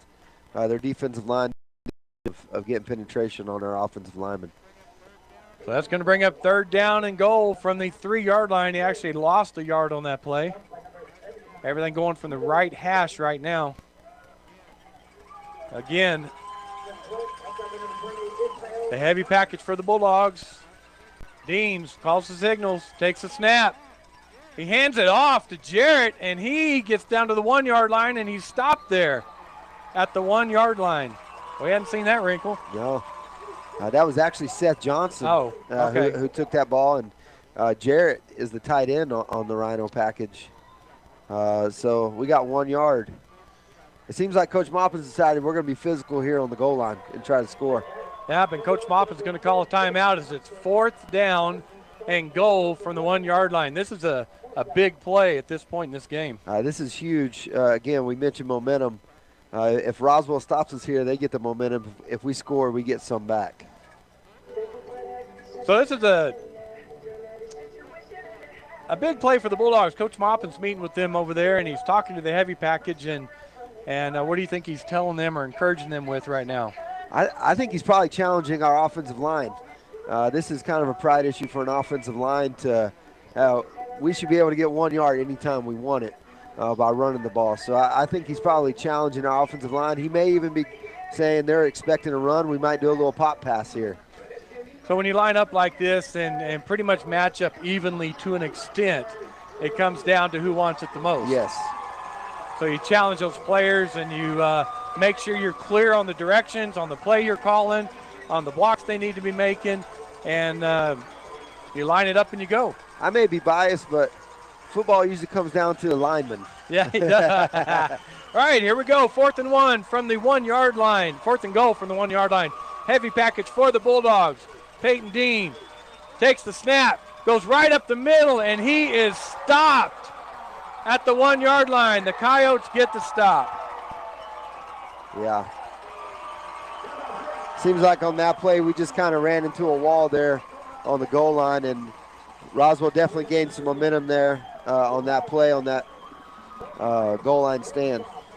So that's a huge stop for the Roswell Coyotes as they keep the Bulldogs. They had it 1st and goal from the 5-yard line. We ran it 4 times with our heavy set Rhino package, and they stopped us 4 times. So that's a huge momentum swing for the Coyotes. Yes. And now the Bulldog defense has to make a stop here before the half in order to keep us close in this game. So we have 5:05 left here in the first half. Coyotes lead 22-8. And deep in there on the ball's on the 1-yard line. So big play here from the defense would be nice to see for the Bulldogs. As the Coyotes line up in a tight formation, Ariola just runs a quarterback sneak to get it out of there, and he gains 3 yards on the play.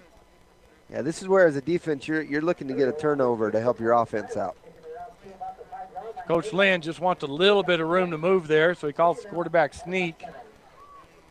And they gain, like I said, 3, so it'll be 2nd and 7 from the 4-yard line. Coyotes will break the huddle. Again, come out in a tight formation, 2 tight ends, slot backs. Everybody lined up, motion to the left, and they're going to give it to the motion man around the right, but nothing there. But he breaks a tackle, and he comes down to the 10-yard line. Yeah, it was hard for us to tell who had the ball, so I'm sure the defense there was a little confused on who had the football. Good play call there by Roswell. That was number 2 for the Roswell Coyotes who was carrying that ball. Sebastian Mendoza.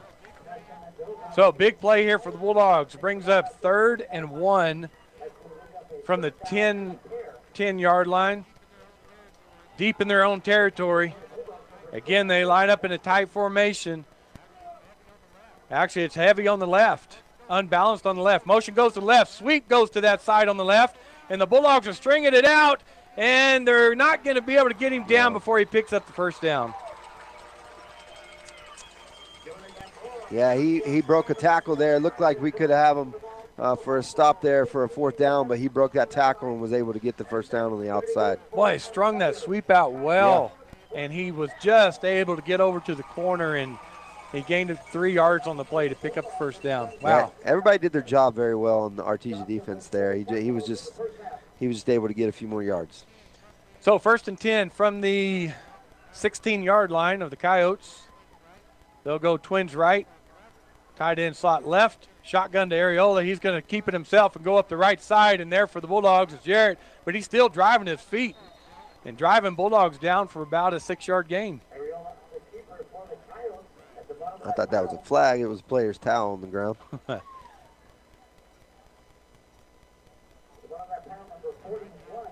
Yeah, right now you would like to see a little more energy on our defense to get a stop here before the half, but maybe they can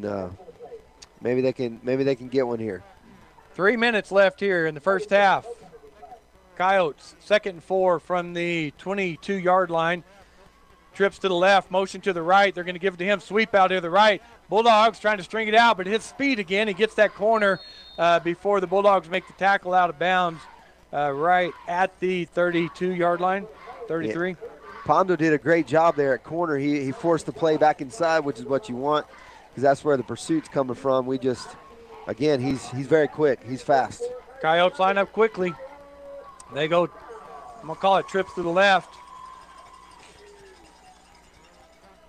Ariel in shotgun. Sanchez to his left. Ball to 33. Snap goes to him. He's looking to throw left. He throws over the middle of the field. Bulldogs are there, but unable to chase that. It was too far. Yeah, we actually had the best chance of catching that ball there. Riley did a good job on pass coverage there. And once he saw the ball was over the head, he took off and trying to get an interception there. It was a great play. Yeah, Riley was the deep man. He did a good job of not letting the receiver get behind him. Absolutely. So that'll bring up 2nd and 10 from the Coyote 33-yard line. Ball on the right hash. Boy, they like this formation. They got trips to the left with the tight end on the left, slot on the left. It's just a bunch of guys on the left. Shotgun snap, give it to Sanchez up the middle. Bulldogs make the stop after a gain of 3. Yeah, that was a good Burt. Weston at linebacker, he just filled the hole and filled the gap and took Sanchez down, and Sanchez is a big boy. So big play here for the Bulldogs. Clock's running, 2:20 left in the first half. It's 3rd and 7 for the Coyotes. Big play for them as we need to stop here, maybe get it back and go down and score. Coyotes line up. 2 tight ends, slot, 2 receivers on the left. Snap goes to Areola. He rolls to his left. He's looking to throw downfield. He does, right over the middle. Oh! And intercepted by the Bulldogs and tackled at the 41-yard line. Was that Riley? No, that was – it was a 40 number. 44 maybe, it looked like LaRock, yeah. They're all hitting him on the head in the middle of the sideline over there, folks. We can't pick him out over there. But anyway, Bulldogs intercept the ball. Huge turnover.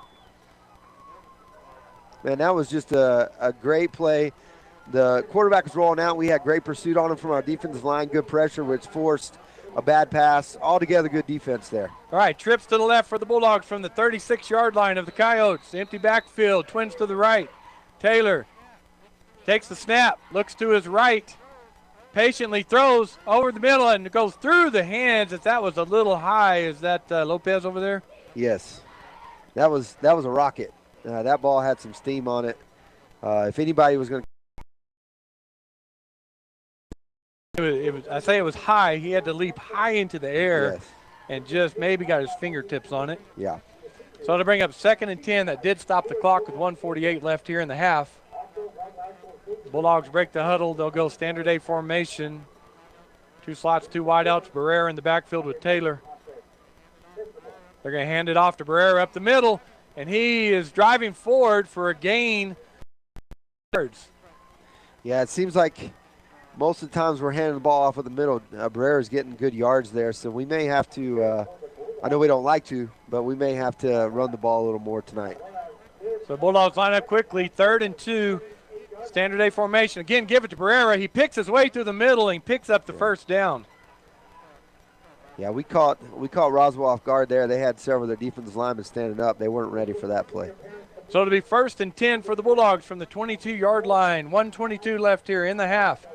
Bulldogs trail the Coyotes 22-8. But they're threatening here. Standard A formation for the Bulldogs. Barrera to Taylor's right. Taylor looking to his right side to throw. Throws a quick out pass over there. Caught by the Bulldog. Turned back inside and down to the 10-yard line, and first down are the Bulldogs. I'll tell you what, that was a great catch by Greathouse there. Taylor had to put some speed on him because the defender was right on him, and he's just an athlete. He made a great play there.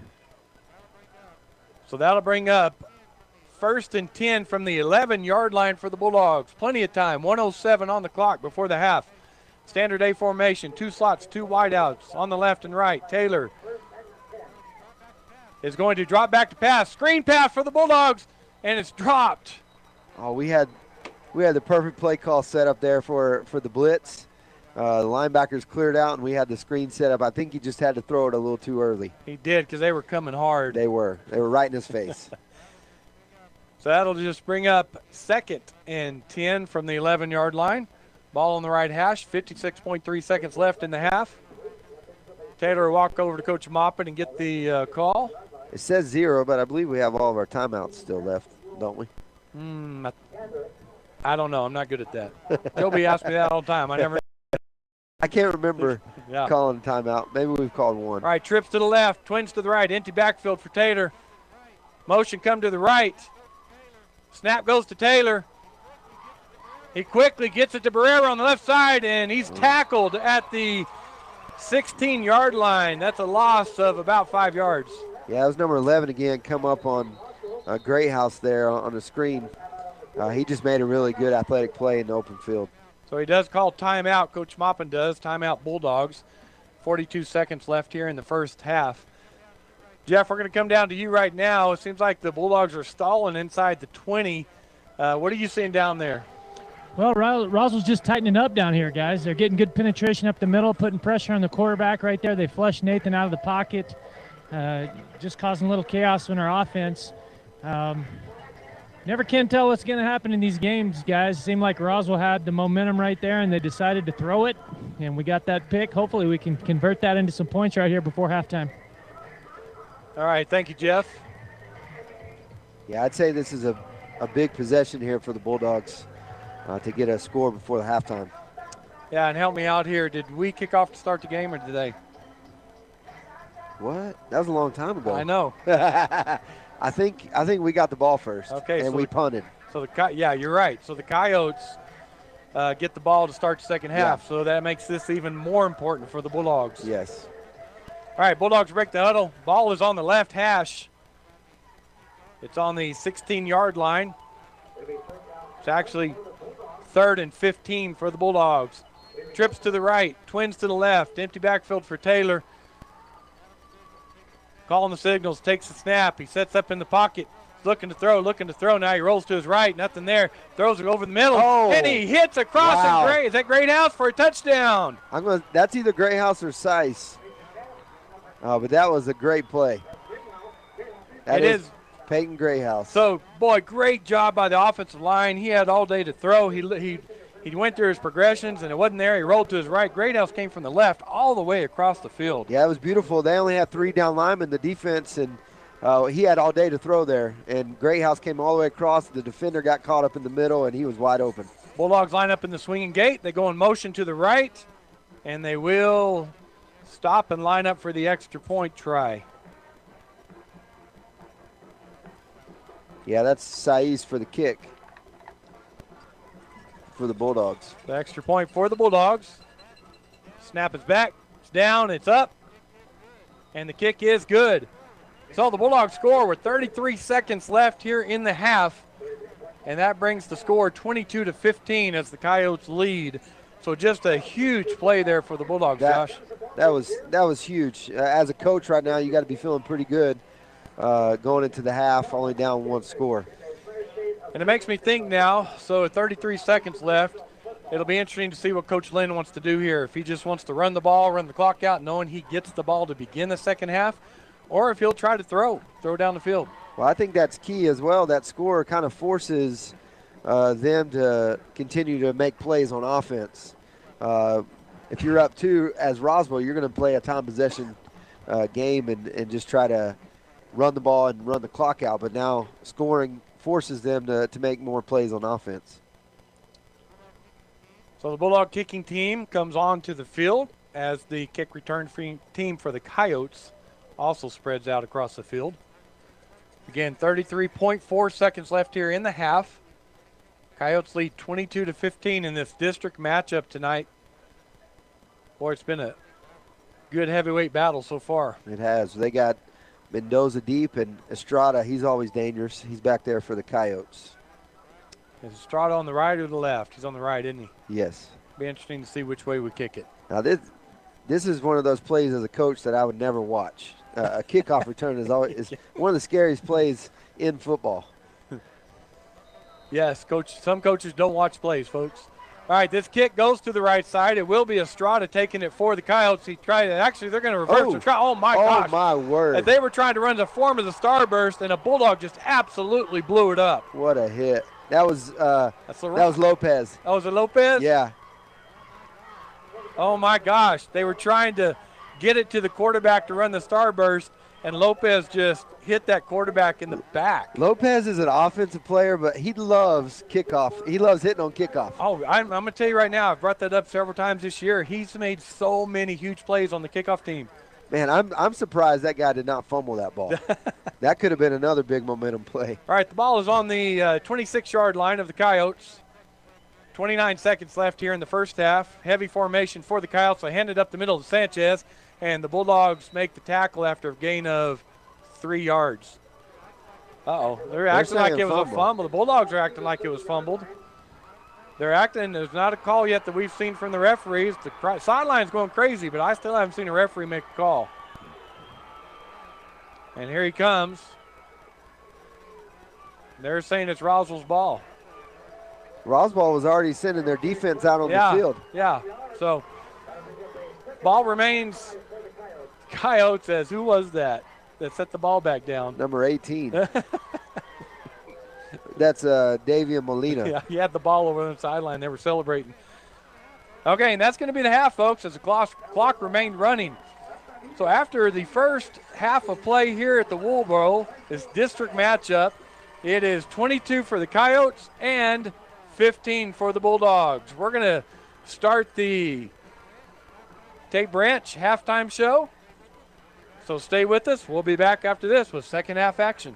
Hey CVE members, have you scheduled your no-cost home energy audit? If not, we're getting close to fall and cooler weather. It's time to sign up. Call 575-746-3571 to get your name on the list for a free home energy audit. Weather stripping, new door sweeps, minor repairs, and much more. Start saving money and keep that purchased air in your home. Central Valley Electric is happy to partner with Green Metal Energy for this valuable audit. Again, 575-746-3571 to sign up. Call now. Have you noticed the days are getting shorter? This is Jim Gill from Roswell Seed Company.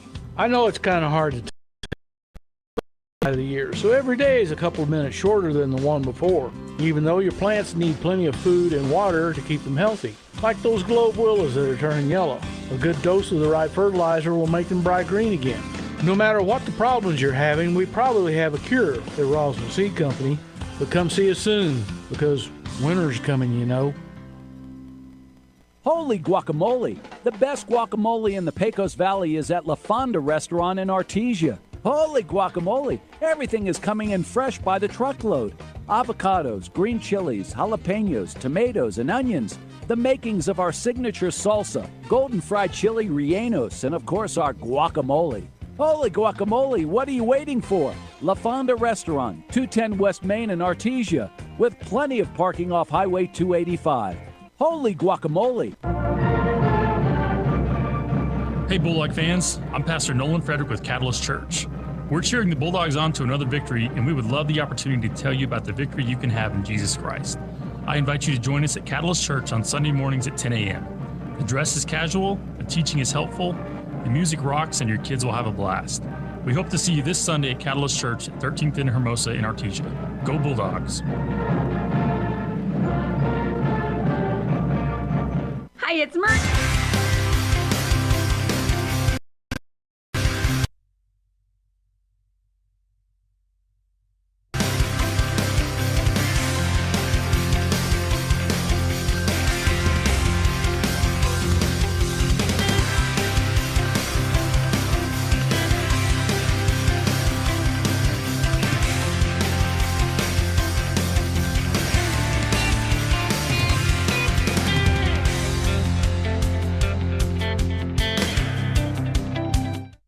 it's Maria and Prisa with the Tate Branch Auto Group. Inventory may be low around the country, but here at Tate Branch Auto Group, we've got the resources needed to get you in the vehicle you want. Maria, really? How is that? With all 4 of our dealerships in Artesia, Carlsbad, Hobbs, and Roswell, we have a great selection of vehicles on hand.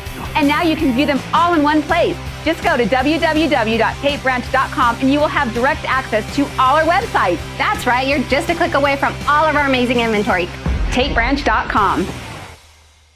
Welcome back to the Tate Branch Fan of the Week segment. Today it's Roswell Day as the Bulldogs are in Roswell at the Wool Bowl taking on the Coyotes.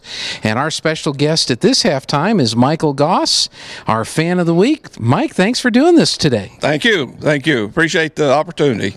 Now, are you originally from Artesia, or are you a move-in like me? Kind of, sort of. I went through 6 years of school, and then we moved away, and I eventually graduated at Weed High School in the mountains. So, Weed High School, for those that are younger watching, that's an actual town in the mountains.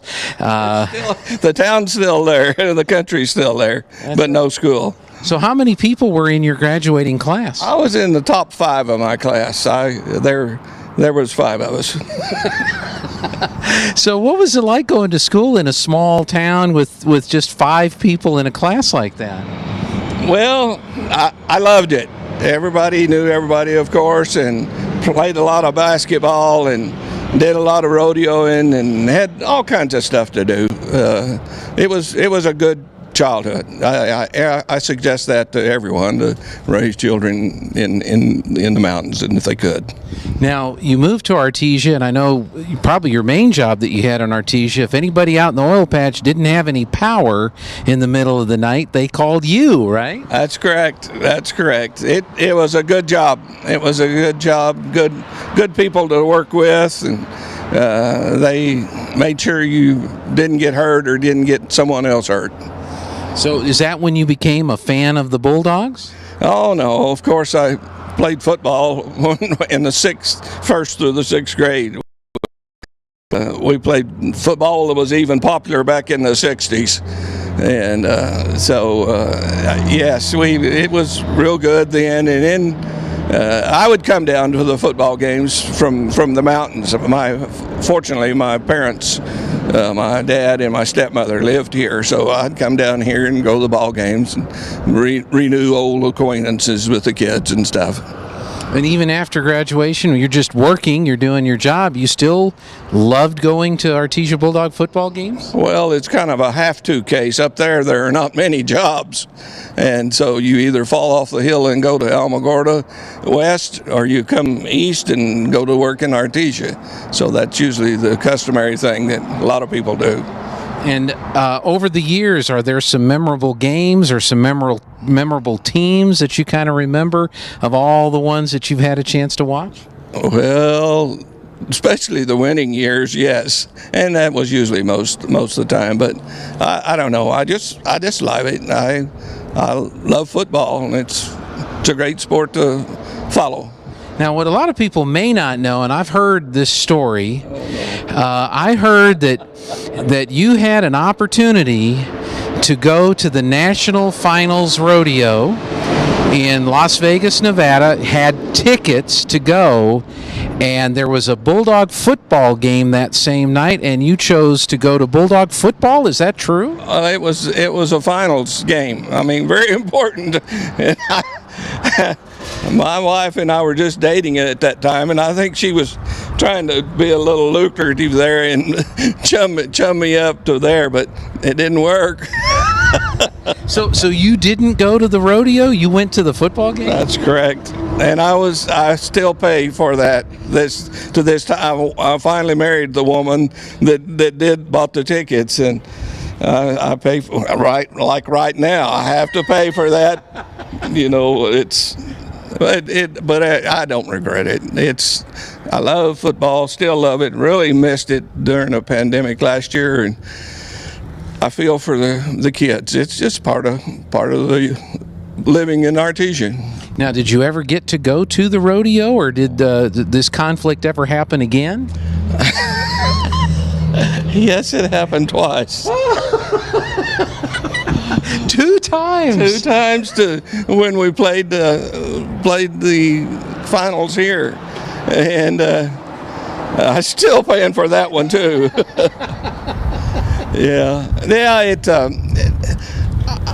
I love the finals. I'd go again tomorrow. But I love football here in Artesia better.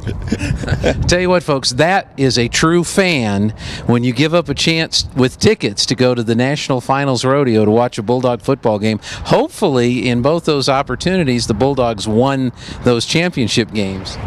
I've never, and it's getting worse. So it doesn't matter. I got to see the game, whatever the matter. That's right. So you still go to the game, still find time to go and cheer the Bulldogs? If it's in town, I usually go for sure. Matter of fact, what was it, 3 years ago, Kent Bullock and I rode the bus that they rent to go to, it's up north, northwest, Farmington. So when we played Farmington, we rode the bus on there, and we shared a seat, and he got 3/4 of the seat, and I got 1/4 of the seat, which was on the outside aisle. Wait a minute. Did you both pay the same for the seat? Yes, we did, and I've reminded him of that for years now, 2 or 3 years, whatever. But it was. I'm glad we went. I'd go maybe a different way. With a vehicle. Not with Kent, anyway. Yeah, not with Kent. Maybe my wife or something. She'd be a little more lenient to lend me the seat. Well, and folks, I've seen Michael and his wife at baseball games and other events too where the Bulldogs, so thanks for being such a true fan and a big fan of the Artesia Bulldogs. We have a couple of gifts for you. Oh, that sounds better. Yeah, let's see what we've got here. This is courtesy of our friends at the Adobe Rose, and here Perry and Tate at Tate Branch. This is a $50 gift card to Adobe Rose, and unfortunately or fortunately, Carol knows you're getting this, and for this amount. So here you go. You can have that. And this you don't have to give to Carol. This is a custom mug. It's in Bulldog Orange. It says Bulldog #1 fan, and then on this side it says Tate Branch Fan of the Week. And so that's for you as well, and I would not recommend sharing that. Well, you're a married man. You realize who the boss is in the family is. So it'll get done whatever it'll get done, whether she gets it or I keep it. There you go. Michael Goss, thank you so much for being our Fan of the Week. Appreciate all that you do, and we'll see you at the game. You bet. Thank you. Thank you. That's our Fan of the Week. And if you got rodeo tickets, just make sure that they're not on the same day as a Bulldog championship game, and everything will be okay. We'll be back with more on the halftime show right after this. You want to bring Hi, it's Maria and Prisa with the Tate Branch Auto Group. Inventory may be low around the country, but here at Tate Branch Auto Group, we've got the resources needed to get you and the... You want to bring it to Big O Tires. We're locally owned, which means we're your neighbors. And neighbors help neighbors whenever they can. Right now, save $100 instantly on select sets of 4 Big O brand tires. When you need to bring your car to someone, bring it to your neighbors at Big O Tires. Because we love giving our neighbors a great deal. Big O Tires, the team you trust.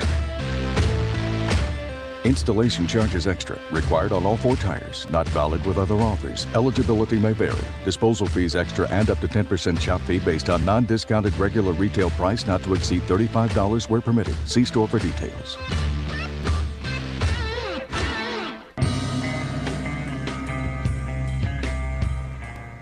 Welcome back to the Wool Bowl in Roswell, New Mexico. I'm Gene Dow. And we are at halftime. It has been the senior night tonight. They've introduced seniors before the game from the football team. They introduced senior members of the band here at halftime. And so there's still another 10 minutes on the clock. So we're going to take you down onto the field and let you take a listen to the Roswell High School marching band as they do their halftime performance. It is 22-15 Roswell leading Artesia here at halftime at the Wool Bowl in Roswell, New Mexico.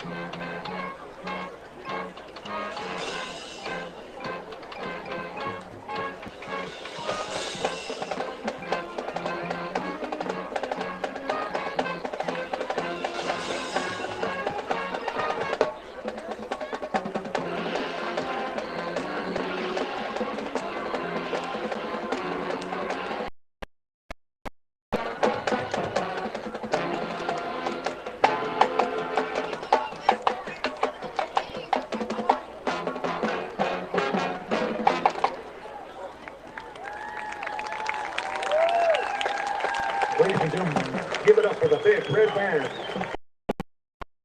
And there you have the halftime performance of the Big Red Band, the band for the Roswell High School. Artesia Band, Pep Band is here. They did not march or perform, but they will be back to perform in the Bulldog Bowl on next week when Goddard comes to town, and the week after that when Alamogordo is in town. We've got a little over 3 minutes left here in the Tate Branch halftime show. We're going to take this final break. Oh, the Bulldog Band is going to, well, I think they're just going to play the fight song and do that. Is what Mrs. Dillon told me that they were going to do. All right, we're going to take one more break, and then we'll be back and bring you the second half. And by the way, for those that are thinking Joby's here, Robbie's doing a pretty good job if they think Robbie is Joby. So we'll be back in just a moment. Hi, it's Maria and Brisa with the Tate Branch Auto Group. Hey, Brisa, have you heard what's happening at Tate Branch in Roswell? No, what? We are restocking our entire used car inventory. That's right. We've been busy working on getting an entirely fresh new inventory, and it's getting ready to hit our showroom. Hurry fast, because this inventory won't last long. And if you're worried about your credit, don't. Here at Tate Branch, we have the resources needed to get all types of credits approved. No credit, bad credit, bankruptcy, no problem. We can handle it all. Give us a call at 575-755-2279. That number, once again, is 575-755-2279. Hurry on down to 2000 West 2nd Street and check out our entire inventory, or visit us at www.tatebranchRoswell.com, and we will get you approved for your next new vehicle. Ooh, that's good.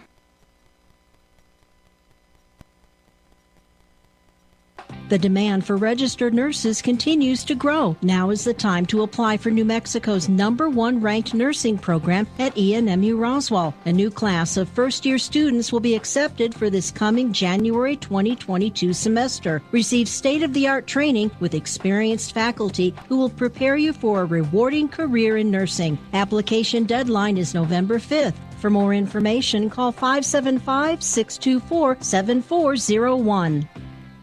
Innovation, service, integrity, and knowledge. J.S. Ward and Son Insurance Agency. Auto and home, life, and commercial. Bonds too, since 1925. We have the coverage for you. Innovation, service, integrity, and knowledge. J.S. Ward and Son Insurance Agency. Castle Rentals has a huge selection of top-name brand appliances now in stock. Washers, dryers, refrigerators, stoves, and freezers are in stock now at Castle Rentals, 2616 West Main in Artesia, your local family-fun rent-to-own furniture store. It's coming. The Pops Mobile Diner. All the food, fun, and flavors of the 50s street side. The same great food, the same phone number, and the same name. Stay tuned to find out more about Pops Mobile Diner. Coming soon.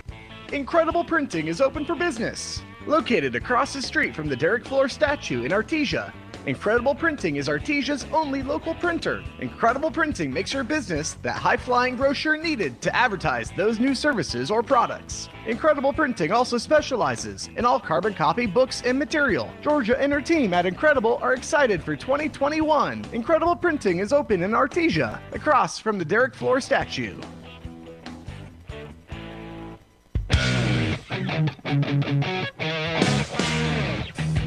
Welcome back, Bulldog fans. Robbie Ballou here with Josh Howard as we are at halftime here as the Roswell Coyotes lead the Artesia Bulldogs 22-15. We're going to go down to the field to Jeff Hodling. Jeff, I'm showing it 56 degrees now as the sun is set and it's cooling off here in southeast New Mexico. What's it feel like down there on the field? It is a little cooler, guys, but it's still real nice. There's no wind. The field still feels fast. You know, we talked about this before the game. Roswell was a dangerous 2-5 team, and I think they've shown that to us in the first half here. I hope the Bulldogs can come out and utilize the running game a little bit more this half. I think that'll help us in the passing game. And I'd like to see us get back to one thing that helped us earlier in the season. That's the screen pass. We really haven't utilized that much yet. So hopefully the Dogs come out ready to go in the second half. All right, as always, thank you, Jeff, our sideline reporter during the Bulldog games. Josh, we were talking during halftime. They run an unbalanced Roswell has that I don't think we've seen this year or the coaches have seen. And what are you seeing in that unbalanced? Yeah, it seems like we need to shift down a gap, and it seems like we're getting caught up where they have too many blockers and we don't have enough players on that side. So being able to shift down a gap with our defensive line, our linebackers moving down a gap will help. Basically, your center is no longer your center. The guard on the other side of the ball becomes the center, so you have to move down a gap on that unbalanced line.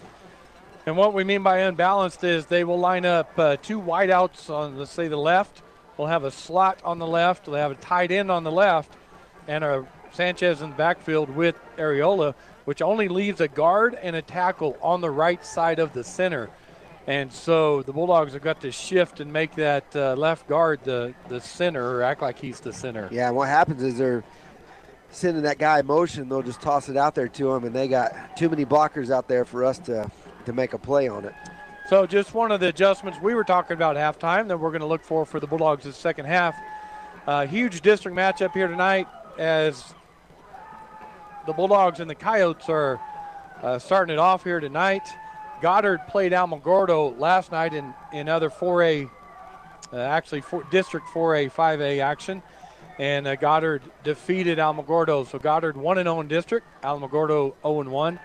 And then the Bulldogs and Coyotes playing tonight. And I guarantee you the Alamogordo coaches and the Goddard coaches are in the stands somewhere scouting this game. Yeah, you know they are.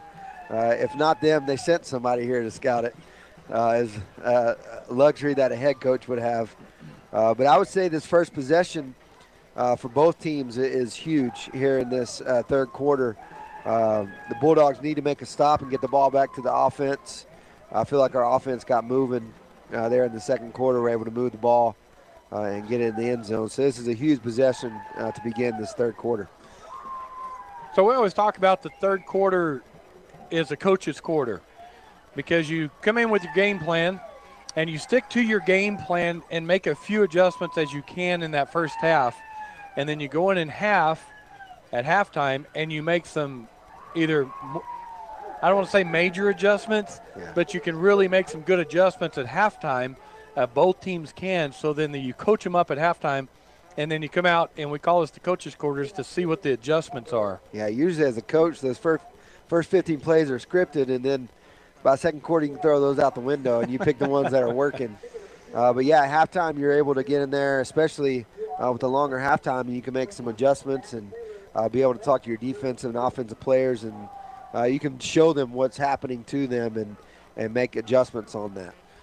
Yeah, you mentioned that. You go to coaches, talk to coaches that's been doing it a long time, and they will script out their first 15 plays of the game to see how the defense is going to adjust to those. And I remember thinking, I never made it through those 15 plays. I may make it through 8 or 9, and then you just start calling what you feel or what you're seeing. Well, if that play one worked, you always have a tendency to want to go back to that one. Yeah, that's true. All right, folks, we're getting ready for second half action here. The Bulldogs will kick off from the 40-yard line to the Coyotes. So the Coyotes get the ball first. Yeah, this is Jacob Parrish kicking again. He's been doing a good job tonight.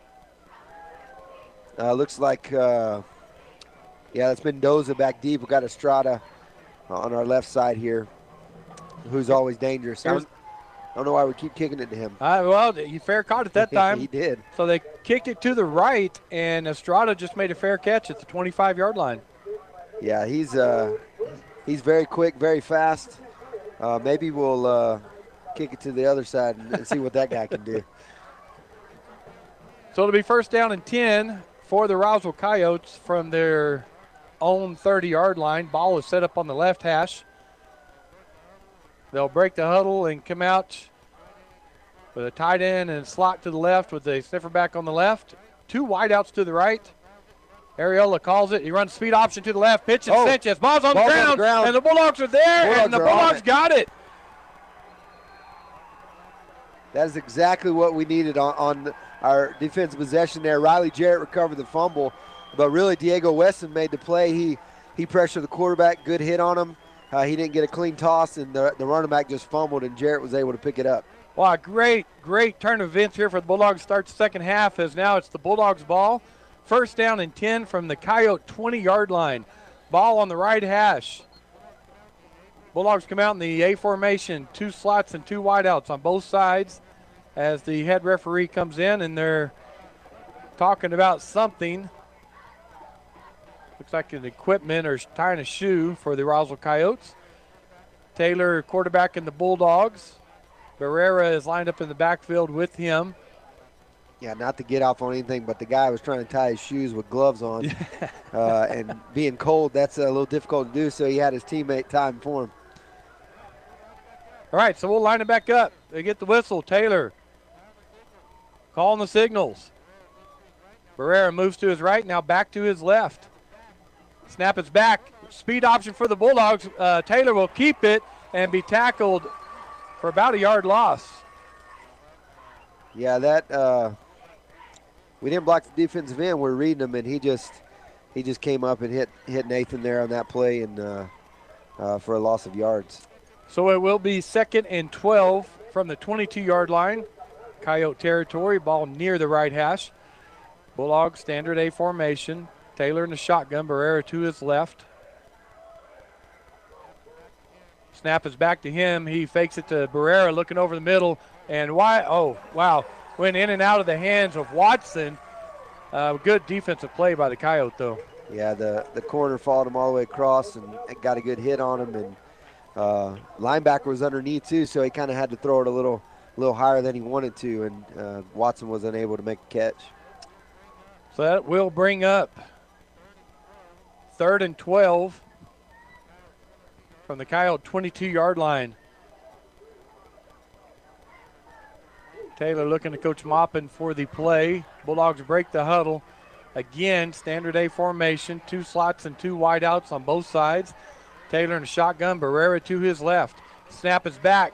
Fake it to Barrera, rolls to his left, looking back to the right, and he's being tackled in the backfield. He gets away, and there's a flag on the play. Taylor throws it deep into the end zone. Bulldogs are there, and it's a touchdown. What a crazy Oh, my play. gosh. Who caught that back there? 84? He's right here. He's coming. Is that 14?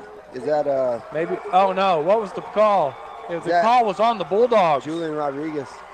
The penalty was on the Bulldogs, and I missed it as we were trying to figure out who that was. Wow! They threw it. Man was trying to tackle Taylor. I'm going to say that they called Face Taylor mask. for grabbing his face mask. Yeah, that's about the only thing you can call on the quarterback. So he must have stuck his hand in the face mask of the defender. Who's running the ball and has a ball in the hand, so that's really the only thing he could have done. So now it will be 3rd and 5, 10, 15, 16, 3rd and 26. Personal foul, face mask on the Bulldogs. So he did call face mask on Taylor.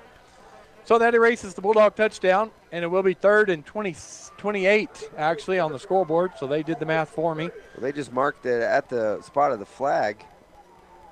I don't know why they didn't mark any yardage off there. Bulldogs break the huddle. Standard A formation. Big play for the Bulldogs. They are in 4-down territory. Motion. They're going to hand it. Double reverse by it. They'll pitch it back to Taylor. Flea flicker. He goes deep in the end zone and going up for the ball. And a touchdown Bulldogs. Is that Rodriguez again? That is Rodriguez again. Oh, my gosh. Watson came in motion. He took it. He pitched it to Greathouse. Greathouse pitched it back to Taylor. Taylor threw it about 50 yards in the air into the end zone, and Rodriguez caught it with the defender all over him. See, that was crazy because that defender had his back to he never saw the ball. And Rodriguez was smart. He didn't hold his hands up to catch the ball. He just let it come to him, so the defender had no idea the ball was coming his way. Caught it in the breadbasket. All right, Bulldogs line up in the swinging gate to the left. We'll see what they want to do here as they're behind by 22-21, and they will set up for the extra point. Estrada's holding, and Saiz is going to kick the ball here for the extra point. 3rd and 28, and the Bulldogs score. That was a beautiful pass. That was a great throw by Taylor. Great catch by Rodriguez. Kick is up, and the kick is good. We're all tied up, folks, here. 10:36 left in the third quarter. 22-22. Bulldogs and Coyotes. Boy, they're locking horns right now. Don't go anywhere. We'll be back right after this. Cambria here from KFC in Artesia. The big news of the day It's official. Our lobby is now open. We have taken extra precautions to ensure yours and our safety. The all-new KFC Chicken Sandwich is here. You've got to try it.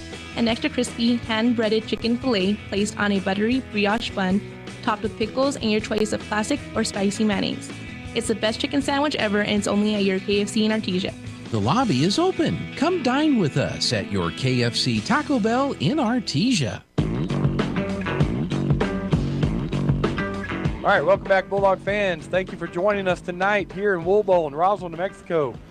Robbie Blue here with Josh Howard, and if you're watching on KSVP TV, as always, thank you for tuning in and watching. If you're listening, 990 AM and 93.7 FM, thank you for tuning in and listening to this great high school football game tonight between the number 4 team in the state and the number 6 team in the state in 5A, and it's all tied up 22-22.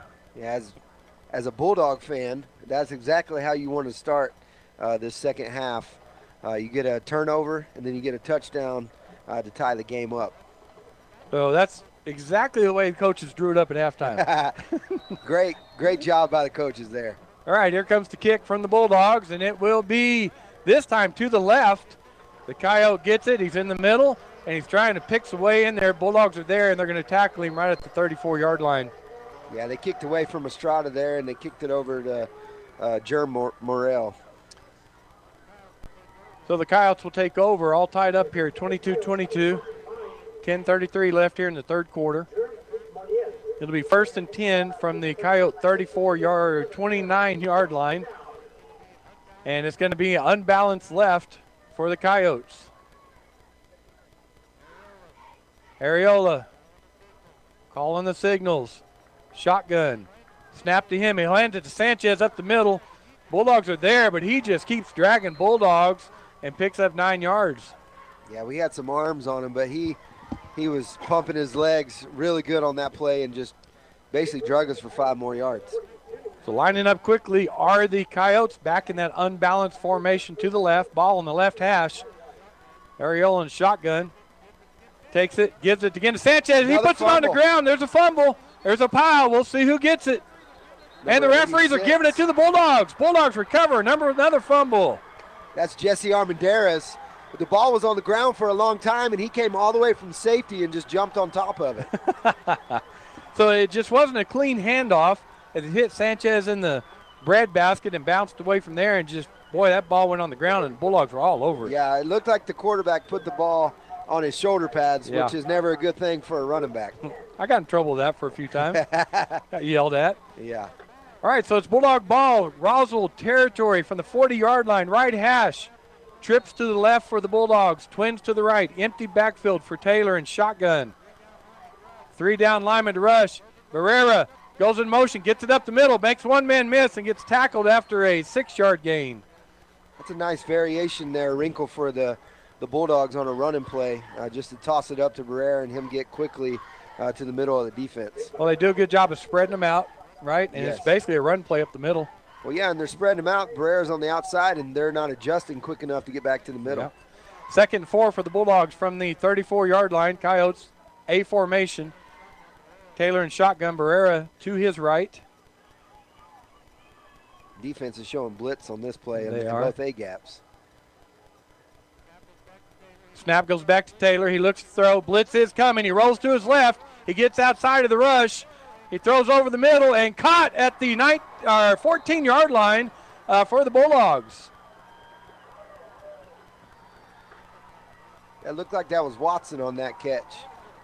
So Taylor did a great job of avoiding the blitz, rolling to his left, which he is left-handed, so a strong side, and then threw a rocket about 25, 30 yards downfield.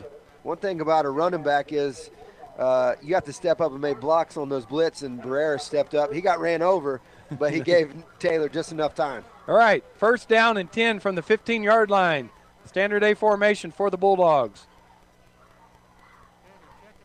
Taylor checking the play, taking the snap, handing it to Barrera up the middle, and he's going to pick up 3 yards straight up the middle. Yeah, we didn't running the ball up the middle the second half. It's really opening up our passing game. So 2nd and 7 for the Bulldogs from the 12-yard line. Boy, what a huge turn of events if the Bulldogs can get this one in from halftime. Bulldogs break the huddle, standard A formation, 8:29 left here in the third quarter. Clock is running, tied up 22-22. Taylor, shotgun, takes a snap, looks over the middle, quickly throws on that side, and there's a flag as an incomplete pass. Or did he catch that? He caught the ball. He did catch that. Who is that? It's Rodriguez again. Yeah, that is. So it's a catch by the Bulldogs. There's a flag on the play, and is he waving that off? He looked like he I don't know what's going on. I know they caught the ball on 10 yards. It's going to be first down. Oh, he stuck his hands out like this. That's unsportsmanlike, isn't it? Pass interference. So whether we take it or decline it, we'll see. Pass interference, it came this way. Okay, I thought he went out. Yep. Pass interference on the Coyotes is declined by the Bulldogs, and it will be a first down. So it's first and goal from the 5-yard line for the Bulldogs. 8:18 left here in the third quarter. Standard A formation for the Bulldogs. Ball on the left hash. Taylor in the shotgun. Barrera to his left. Taylor takes a snap. He throws a screen to a wide open Barrera, and he walks into the end zone untouched. Bulldog touchdown. That's exactly what Jeff was talking about at halftime, running that screen play. And we caught him in the perfect defense. They blitzed everybody, and we just dumped it out to Jake for the touchdown. Jeff, you're down there on the sideline. Describe that play to us. Looked like a screen pass, guys. Roswell's really putting a lot of pressure up front. A great job by the O-line right there. Jabbins getting away, and great pass by Nathan to Barrera there for a touchdown. I'm happy to see that screen pass, guys. It's been a great play for us earlier in the season. So good job getting that touchdown. What a momentum shift, right, guys? Yeah, absolutely. It's what we're talking about up here, and Josh was giving you credit, just so you know. There was that screen pass you were looking for. Yeah, it worked out great. Great execution there by the Bulldogs. And the defense is doing a good job getting after the football, forcing those turnovers. So exciting second half. That extra point is good for the Bulldogs. Bulldogs take the lead with 8:05 left here in the third quarter, 29-22. We're going to take a break and hear from New Hope Church and be back right after this. Bulldog Pride is about family. It's about being the best both in the game and in the community. It's about giving your all and having your teammates back. This is Pastor Jason Perry, and here at New Hope Baptist Church, we can relate to the Bulldogs. Our church is a family, and we focus on allowing the Lord to be the best both in our church and in our community. Here at New Hope, we know it's a new year, and there's new hope for a new you. We're praying for Bulldog victory in the game and victory in your life through Jesus Christ. All right, welcome back, Bulldog fans. Robbie Ballou here with Josh Howard. And, boy, this is a fun game, Josh. Yeah, it's been back and forth. Both teams are making good plays, good athletes out there. It's a really fun game to watch. Every sport that is played, momentum plays a huge part. And the Bulldogs definitely have gotten the momentum coming out second half with 2 turnovers and 2 touchdowns. Yeah, every football game comes down to a few different plays, and they've made a couple turnovers that have hurt them this half for the Coyotes. All right, Bulldogs line up to kick off. And they will kick that one, just a little pooch kicker in the middle of the field, and another fair catch by the Coyotes at the 30-yard line. Yeah, Adrian Anaya fair caught that one, but Zayden Lopez was getting pretty close to run and hit him again. That's interesting. That's a change they made at half because they were fielding those kickoffs and trying to return them the first half. Yeah. And now they've fair caught them, so interesting. All right, 8:05 left here in the third quarter. Coyotes will go on offense at their own 30-yard line. Ball on the right hash. Tied into the right, slot to the right, twins to the left. Shotgun formation for Areola. Sanchez in the backfield. He'll look to throw. Quick pass over here. Pondo is there. He doesn't make the tackle, but he slows him up. And other Bulldogs going to run him out of bounds at the 28-yard line or 27-yard line. Our defense was a little tricky there because Estrada was uncovered. Nobody was on top of him. But then last minute, Pondo slipped inside and was able to get in there and mess that play up. So it's actually a loss of 3 on the play, or 2. That's 3. Second and 13, as they're going to go unbalanced right. Shotgun for Areola. Takes a snap. Speed option to the right. He pitches it, and right there is the Bulldogs, and they fumble the ball. And he's going to say he was down. He's going to say the ground caused the fumble. Boy, what a shot. Dude, that was amazing. Again, Pondo slipped inside at the last minute and just ran in and took Sanchez's legs out from underneath him. And it looked like a fumble from up here, but they said he was down. But anyways, great hit by Pondo. Oh, my gosh. So great responsibility by the Bulldogs. Defensive end took the quarterback, made him pitch it. Yes. And the corner has the pitch man, and he came up and just almost broke his knees. Well, that's fun. All right. 3rd and 18 for the Coyotes. They'll come out and unbalanced, trips to the right, twins to the left, empty backfield for Areola. And we're going to have a timeout called by Coach Lynn for the Coyotes. So, Jeff, that happened on your side of the field. Well, you're on the wrong side there, so I'm not going to ask you that question now. That might have been Dean's. Ask him if that was Dean's. Well, I could see it, guys. It's pretty clear the ground caused that fumble. It was a great hit, I think, by Pondo, but the ground clearly caused the fumble, guys. Okay, thanks for that. I appreciate it. That's one of those John Madden would say was a decleater. That's one of those you get in the film room on Saturday morning, and the coach runs it like 20. Boys, this is the way you play defense. Yeah, because you also make those plays where they run it 25 times, and you feel ashamed and want to get out of the room. Yeah, you can't hide enough in the room.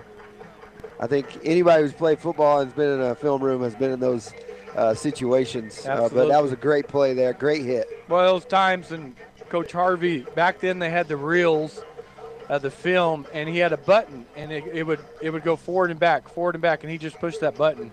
And he would do that over and over like you're talking about, and it would go forward, and he'd run it right back, and forward and run it, and he'd ask you, what are you doing here? What do you think you're doing here? Have you been coached to do this? Why are you doing this? This makes absolutely no sense. Why are you doing this? I mean, you're saying over and over. Right. All right.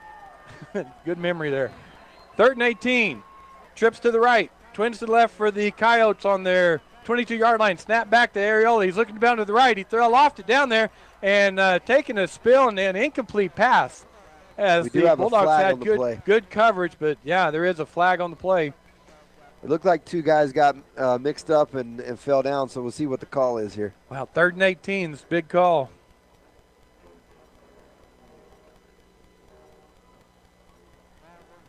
So the ball was at the Coyotes' 22-yard line. And we'll wait for the head referee to give us the signal. Pass interference, Bulldogs. So that will bring the ball all the way to the 37-yard line. Looked like on that play they were just running two receivers down the field, and Riley and the other receiver got caught up with their feet or their hands or something, and they made the call. 3rd and 3 for the Coyotes from their own 37-yard line. Trips to the right, twins to the left, empty backfield for Areola. They're going to just call quarterback draw, and he does break it up the middle, and he goes to the right side, and the Bulldogs are going to make the tackle about the 39-yard line in their territory. Yeah, really, it seems like everybody bailed on that play, and the middle was wide open, and quarterback just ran right up the middle, and Peyton wasn't able to tackle him until the 45. So it is a first down for the Coyotes as they mark the ball at the Bulldog 45-yard line. Ball's on the right hash. Coyotes will come out in a tight formation. 2 tight ends, 2 slots. Areola under center. Sanchez in the backfield. Motion to the left. They're going to hand it off to Sanchez on the left side. And, boy, he's tackled quickly by Peyton Deans. Yeah. Well, yeah, Pondo came in there as well. And that's an adjustment we made in halftime there. Our cornerback's coming up and stopping that outside run. And defensive line did a good job just plugging the hole. And you're right. I thought it was 12. It's 13. That was Pondo all the way. You can tell it's Pondo. He's got an orange hand. I guess he's got a cast or something. Got that soft cast on. He's had it for a couple of weeks now. So it'll be actually lost yardage on that play. It'll be 2nd and 11 from the Bulldog 46-yard line. Again, tight formation for Roswell. 2 tight ends, 2 slots. Under center is Areola. Motion to the left again. They're going to hand it right up the middle, and the Bulldogs are right there quickly for a 2-yard gain for the Coyotes. Yeah, that was a great play by our defensive line there. Number 58 came in from the left end and just caught him in the backfield by the legs. So 3rd down and 9 for the Coyotes. From the 59. 59, yeah. Oh, they said 58-2 on the announcer. But anyway, 3rd and 9. Ball's on the 44-yard line. Trips to the right. Twins to the left. Look for that quarterback draw again. Empty backfield. Ariella goes back. He is looking to throw, and he is sacked in the backfield by Jarrett. Riley Jarrett. Oh. We were talking about halftime. Riley Jarrett is great on the pass rush. He's had several sacks. He had a great game against Hobbs, and he just made a huge play there, sacking the quarterback. Boy, Ariola took that snap. He took about 2 steps to his left, and Jarrett hit him in the back. Jarrett is fast. He's our pass rush specialist on defensive line. All right, a punt formation for the Coyotes. Great house back deep. For the Bulldogs, as Roswell gets an extra man in for the punt team. First punt tonight for the Coyotes. Good job by the Bulldog defense. Watch for the fake. He does punt it away, and it's blocked. It's blocked by Pondo. But they threw a flag. The ball was touched. There can't be a penalty. Yeah, so we recover the ball at the 46-yard line, it looks like, at the Bulldog 46. And Pondo's talking to the head referee as he got back there and blocked that punt, and he threw a flag. And their referees are going to talk about it. If you touch the ball, you can hit the punter if you touch the ball. That should not be a penalty. Absolutely. I mean, that's just a basic rule. I can tell you one thing, Coach Maupin is going to go crazy if they call a penalty. I bet he's going to pick it up. He's out there and he's ready. So the Bulldogs block the punt attempt, and the referee's going to pick up the flag. He's going to talk to Coach Lynn about it. So, Bulldog defense comes up huge there. That is a huge play. Our defense has stepped it up in the second half. We've gotten 2 turnovers and a block punt already in the second half. They're playing great. So Coach Lynn out there talking to the referee, and the Bulldog offense coming on the field. Coyote defense and great field position for the Bulldogs. Yeah, I think that's one as a coach, you probably know it's the right call, but you have to argue and defend your players. Yeah, you do. So 4:35 left here in the third quarter. Bulldogs lead the Coyotes 29-22 as the Bulldogs line up with the ball on their 48-yard line, just a couple yards from the right hash. 1st and 10. Standard A formation for the Bulldogs. 2 slots and 2 wideouts. Shotgun for Taylor. He's going to hand it to Jake Barrera on the left side. He goes around. There's a flag on the play. Barrera gains about 4 yards on the play, but there's 2 flags in the backfield. Yeah, again, that was a tricky snap and handoff there. That could have been bad. Yeah, it was high to Taylor's left, and he had to reach up high and get it, and then almost missed the handoff. He bobbled it coming. It was a good job to be able to get that to Barrera. So holding on the Bulldogs, and that is a spot foul. The 2 flags are in different places. We'll see which one they pick to mark it from. They do pick it from the back one, the 46-yard line. So to remain first down from the Bulldog 36-yard line.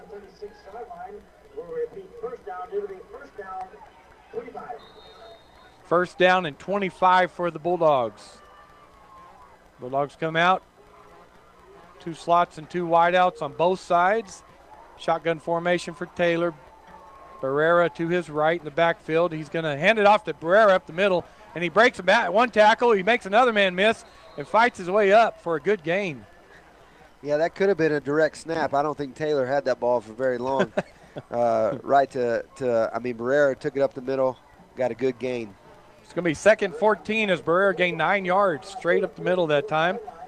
So 2nd and 14, ball near the left hash on the 44-yard line of the Bulldogs. 3:49 left here in the third period. Again, A formation for the Bulldogs. 2 slots and 2 wideouts on both sides. Taylor in the shotgun. Barrera to his right. Looks like a blitz is coming. Snap is back. Taylor sets back, sets up to throw, throws it out to the right side, and unable to make that catch is number 80, Greathouse. Yeah, they got good pressure on us that time up the middle, and it looked like Nathan just had to rush that throw a little bit. Looked like an out route that the defender cut him off of that time. He disrupted the route. Well, and a lot of times what you teach receivers there is if they're on the outside, you go inside or shut your route down, and we just didn't connect on that pass. 3rd and 14. from the 44-yard line. Ball still near the left hash. Standard A formation for the Bulldogs. Shotgun formation for Taylor. Snap back to him. He sits back in the pocket looking to his right. He's looking to go deep. He does. Lopez is deep, and he just can't get to that ball. It's about a yard too far. Yeah, Lopez has got great speed. He seems to always get behind the defenders there. And good pass, good route, just a little out of reach. Just shows the arm strength of Taylor. He threw that about 60 yards in the air. Yeah, that was, we talk about putting air under the ball, and he gave Lopez a shot there to get underneath it. All right, so the Bulldogs will line up in punt formation as that brings up 4th and 14 from their own 44-yard line. Number 3 goes back deep for the Coyotes. That's Anaya. Snap is back. Dean's punting for the Bulldogs. He does get it off, and that's going to hit the ground, take a Bulldog bounce at the 20-yard line, and continue to bounce for the Bulldogs all the way down to the 15-yard line. So great punt by 89. That wasn't Dean's. Saiz. Great punt by Saiz. Yeah, that was a good job getting that punt off. They had a little pressure in the middle. He kind of had to short leg it a little bit not to get blocked, and it rolled. Had a good roll for him. So we trade punts there. Bulldog defense does a great job holding the Coyotes. They punt it to us. Coyotes hold the Bulldogs, and that penalty helped them. But Coyotes, 1st and 10 from their own 15-yard line. Ball in the right hash. They come in unbalanced left. Shotgun formation. Areola takes a snap. Fakes the handoff to Sanchez. Throws over the middle and almost intercepted by LaRock. Is that LaRock? That is. I'm guessing. Yes, that's Jesse LaRock back there at safety, and they slipped Gamboa out from a tight end position there. That's a wrinkle we haven't seen yet. They were hoping to make that be a big play. So just a little higher. He was open, but he threw it a little high. Yeah. So they'll come back out. 2nd 10 from the 15-yard line. Ball still on the right hash. Unbalanced left again. Areola in shotgun takes a snap, hands it off up the middle, and hit quickly for no gain. It's Sanchez. Nice. That was Michael Barunda there, number 90. Just got great penetration and hit him in the backfield and took him down quick. Well, that's going to bring up 3rd and a long 10 for the Coyotes deep in their own territory. 2:44 left here, clock running. Bulldogs lead 29-22 over the Coyotes. We'll see what 3rd down and 10 play Coach Lynn has in his play sheet. As they go tight end right, slot right, twins to the left. Shotgun formation. Areola takes the snap, fakes the handoff, rolls to his left, throws out in the flat, and that is caught, but it's way short of the 1st down at the 23-yard line. Yeah, the defense did exactly what they wanted to there. Force him into a passing position, which we played very well. Short gain and going to force a punt. So it's 4th and 7 from the Coyote 23-yard line. They are in punt formation back deep for the Bulldogs. Here's the punt. He does get it off this time.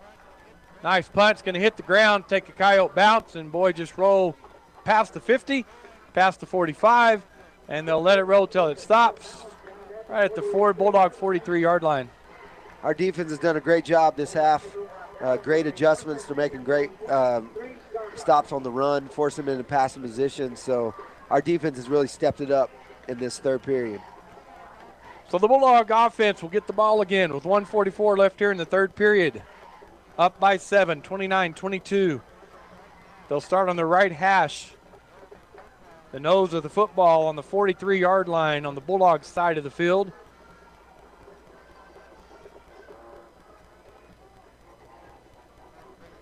Bulldogs break the huddle again. They'll go 2 wideouts on each side, 2 slots on each side. Taylor in shotgun and Barrera to his left. Snap goes to Taylor. He hands off. Pitch back to Taylor. He throws down the sideline.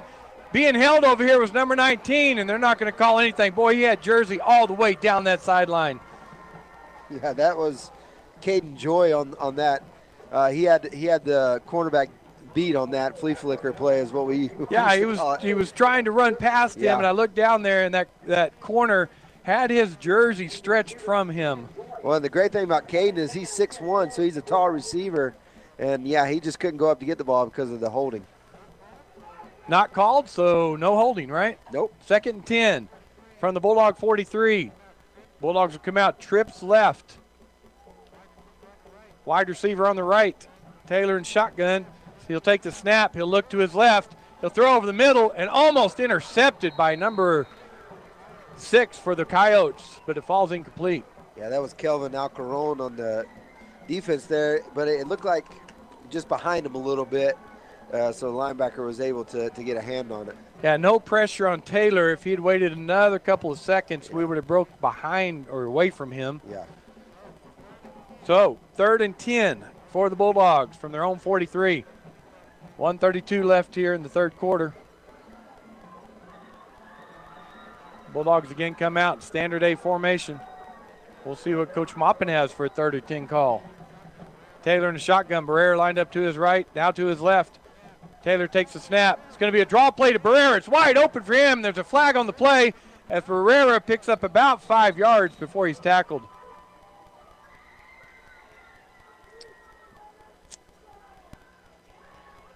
Yeah, that was a good call. Pick up a few yards, maybe go 4th down and go for it, but the penalty's going to hurt. So it'll be interesting here as the head referee signals holding on the Bulldogs. We'll see if Coach Lynn takes it because they did not pick up the first down, but it would be 4th and 3 if he denies it or refuses it, and he is going to take it from the spot. So it's going to bring up 3rd and a long way. We'll do the math. Be about 20. So 3rd and 20 for the Bulldogs from their own 33-yard line. Big play here. The way he picked this up, that would be huge. Bulldogs, standard A formation. 3-man down lineman for the Coyotes. Taylor takes the snap, hands it off, or fakes it to Barrera, rolls to his left, looking downfield, throws it over the middle, and it's through the hands of the Bulldog receiver, and he would have had the first down. Oh, man. That was a great play. He had enough time to set up, and Greathouse came all the way from the other side and just went right through his hands. And you don't see that very often, but Greathouse did drop that one. So the Bulldog punt team will come out as it's 4th and 20. Yeah, the thing on that play, Coyote safeties were so deep, we were able to get a receiver underneath them there.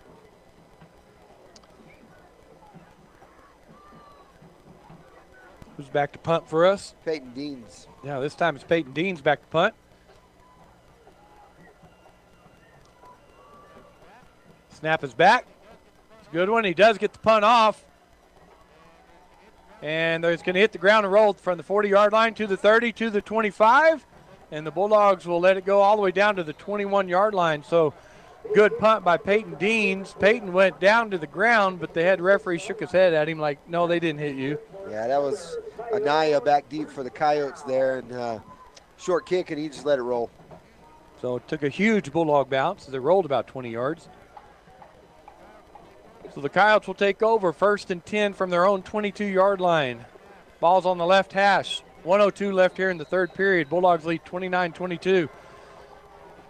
Like we got an unbalanced left. Ariola from the shotgun motion to the right. Hands off to Estrada to the right. That's sweet play. And he's trying to stretch it outside and unable to do that. And he's going to lose about 3 yards. That was just a great play all around. Pondo on the other side there, he's done a great job this half. And he made him cut inside, and our linebackers were right there to tackle him. Well, as you said, they really challenged our corners at halftime, and they are stepping up.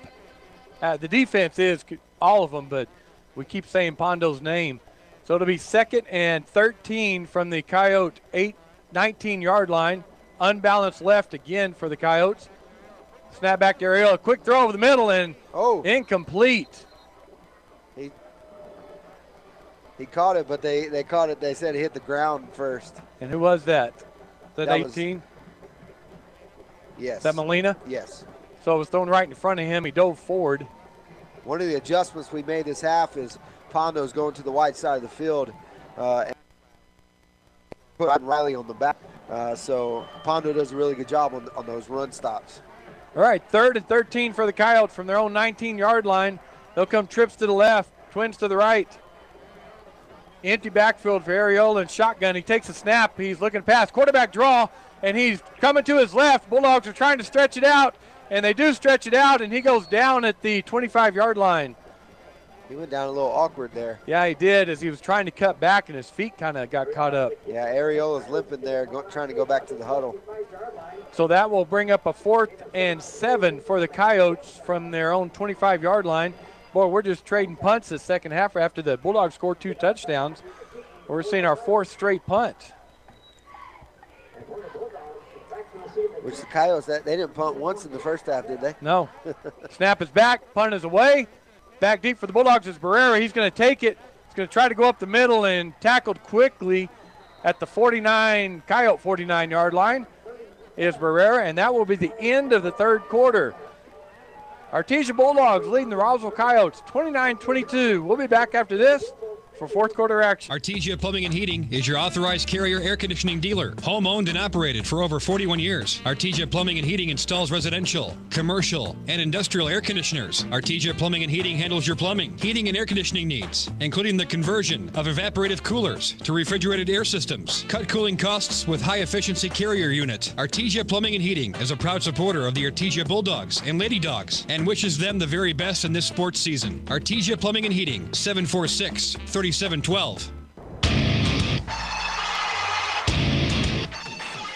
Welcome back, Bulldog fans. Robbie Blue here with Josh Howard, and it is 10 after 9 on a Friday night. We're going to fourth quarter action in this heavyweight showdown between two district foes, the Artesia Bulldogs and Roswell Coyotes. Josh, what are you looking for in this fourth quarter? I'm going to look for the Bulldogs to play a little more possession offense here, maybe run the ball a little more with Barrera up the middle. Try to eat up a little clock here on this drive. And I think if we punch it in, we're in a good position, forcing Roswell to throw the ball a little more. So we have seen the defensive step up here in the second half, and Bulldogs are going to get the ball now to start the fourth quarter, leading the Coyotes 29-22, and they get it at the Coyote 49-yard line. Ball on the right hash. Bulldogs standard A formation, 2 slots, 2 wideouts on both sides. Lined up behind him, now to his left. They're going to hand it to Barrera up the middle, and he's going to be down. He made several guys miss and goes down for 8 yards. Picks up 8 yards. Exactly what we just talked about. As run the ball with Barrera, eat up some clock, and score a touchdown here would be huge for the Bulldogs. So the ball is marked placed at the 41-yard line. So it'll be 2nd and 2 for the Bulldogs. Standard A formation. Shotgun. Barrera to Taylor's left. He'll take the snap, again, hand it off to Barrera around the right side, and he cuts it back in the middle, and he picks up the first down. Yeah, it looked like he had a little more daylight out there, but Roswell pursued very well. But Barrera still, he runs really hard for his size, and he was able to fall forward for the first down. So they're going to mark the ball at the Coyote 38-yard line. And from there, 11:23 left in the game. Bulldogs lead 29-22. Ball on the right hash. Boy, we're staying in this A formation. 2 slots, 2 wideouts on both sides. Shotgun, Barrera in the backfield to Taylor's right.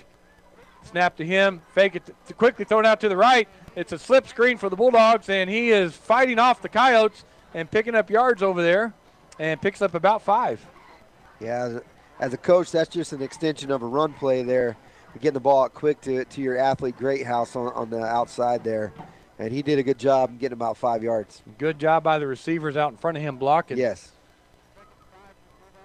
So 2nd and 5 for the Bulldogs from the Coyote 33-yard line. Ball on the right hash, A formation, shotgun. Taylor takes the snap, hands it off to Barrera on the right side, and he's going to pick up about 3 yards. Yeah, I think right now Artesia's doing exactly what they need to. They're getting yardage, eating up some clock.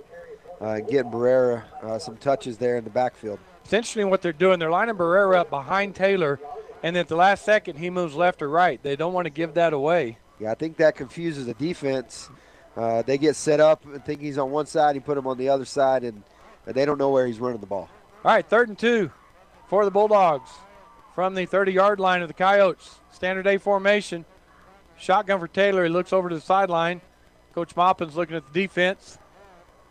And they're waiting for the call, and going to call timeout. So timeout Bulldogs. Let's go down to Jeff. Hey, Jeff, that's a great third quarter for the Bulldogs. And as we start the fourth quarter, what are you looking for? Well, I like what Coach Maupin's doing right now, mixing in short passes, a little slip screen out to the wideout with the running game. I think we're getting Barrera established here. We're using the clock, got the lead now, and so I look for us to kind of grind it out, maybe take that play clock down every play, and take full advantage of the clock. And if we can get a score right here, guys, it's looking pretty good for us. All right, thanks, Jeff. So the Bulldogs got a big play here. Well, we're in 4-down territory. Yeah, I think what you were talking about there, they have Barrera looking more like a pistol formation to begin with, where he's directly behind Nathan, and they're getting a call from the sideline from Coach Maupin, and then he's moving to that side just right before the snap. Yeah, I think now in the fourth quarter, Bulldogs calling the play, walking up to the line, seeing what the Coyote defense lines up in. Yeah. And then they're checking to the sideline to see if Coach Maupin wants to make an adjustment. So, which also helps with the play clock, like Jeff was talking about. Coach can call the play and they can run it when that play clock goes down. So 3rd and 2 for the Bulldogs. Ball on the right hash on the Coyote 30-yard line. Standard A formation for the Bulldogs. 2 slots, 2 wideouts. Barrera lined up with Taylor, moves to his right, and try to get the Coyotes to come off sides. They don't. They check with Coach Maupin on the sideline. Taylor gives a signal. Snap is back. Taylor back to throw, throws a screen pass, and it hits an Artesia lineman in the back of the head. And they're going to call an illegal touch, won't they? Hit a lineman first. Looks like there was something after the play there from Jake. Yeah, flag comes in late on the play. We'll wait till we get the signal. Where they tried to run that screen pass to the right. Well, yeah, what they saw there is before the play, they did a little fake snap, and they saw that Roswell was going to be blitzing on the play, so they caught a screen pass to try to catch him in a blitz. But, again, it hit one of our linemen in the helmet. So personal foul on the Coyotes. On the Coyotes. So big penalty against the Coyotes. That'll be a 15-yard penalty and an automatic first down for the Bulldogs. Looked like as they were getting up, maybe the defender pushed Jake is what we thought we saw, and that's what they called. So we saw a little chippy to start the game, and then it settled down, and so we see something like that now in the fourth quarter. All right, Bulldogs, 1st and 10 from the Coyote 15-yard line. Bulldogs lead 29-22, 9:43 left in the game. Standard A formation, right hash. Barrera. Speed option to the left. He pitches to Barrera. It's wide open on the left over here for Barrera, and he goes out at the 6-yard line, but there is a flag on the play. Another flag. I'll tell you what, though, number 27, Watson, made a great block coming inside. We used to call it a crackback, but they can't really do that anymore. But he went inside and blocked that outside linebacker and was able to free Jake up. So it was a great play by the Bulldogs. They picked up about 11 yards on the play, but we were still waiting for them to tell us what the flag is. Here's the signal, and it's holding on the Bulldogs. It is a spot foul, though. Looks like we may gain a few yards, even though there was a penalty. Well, it may be 2nd and 10, right? Because we were right at the something like that. Well, yeah, we gained about half a yard, didn't we? Yeah. So you're right, we gained a little bit. That was a great gain. So it'll still be or remain first down for the Bulldogs. They're on the 15-yard line, threatening to score again here. Standard A formation, ball on the left hash. Taylor and shotgun. Barrera right behind him. He moves to his right. Back to Taylor, runs speed option to the right. Barrera out to the right, looking to get out. They string it out well, and he's tackled at the 16-yard line. Yeah, that was just a good play by the defense. Again, number 11 came up from his safety position and just really filled that gap quickly, and Barrera had nowhere to go. So actually lost 2 yards on that play. So it's going to be 2nd and 12. Did move the ball over to the right hash as the play went that way. 9:02 and the clock running here in the game. Bulldogs lead 29-22. Standard A formation. Taylor in a shotgun. Barrera lining up behind him. Goes to his right. Snap is back. Taylor looking to his right, and there's a flag on the play. Delay a game on the Bulldogs. Wow, we're shooting ourselves in the foot here. Yeah, it seems like a few times a night in the red zone we've kind of stalled out when we had a chance to score. But as we see, the Bulldogs can score. That's true. Bulldogs quickly line back up. It is second, 1, 2, 3, 4. Second and 17. Ball on the right hash. Standard A formation for the Bulldogs. Snap is back to Taylor. He looks to throw to the right. Throws over the middle. Wide open across the middle is Bulldog. And he gets down to the 4-yard line. Oh, that was a great play. Who is that? Looks like that was Lopez. He came inside on a little post route there and was able to catch the ball, get down to the 5-yard line. Sometimes as Bulldogs, you just need to back it up a little bit so you can pass the ball. As they do pick up the first down on a 2nd and 17. So it's going to be first and goal from the 4-yard line. 8:25 left in the game. Bulldogs threatening as they lead 29-22. They break the huddle. A formation, 2 slots, 2 wideouts on both sides for the Bulldogs. Taylor in the shotgun from the right hash. Calling the signals. And there's a flag. Another delay game. And it's going to be a delay of game on the Bulldogs. So Taylor's going to walk all the way over to Coach Maupin. And they have a brief discussion, and he comes jogging back out to the huddle. It'll now be first and goal from the 9-yard line. Standard A formation. Bulldogs line up quickly. 5 down linemen for the Coyotes. Snap is back. Give it to Barrera up the middle. He breaks around tackle. He breaks to the left. He goes up the middle, and he's down at the 1-yard line.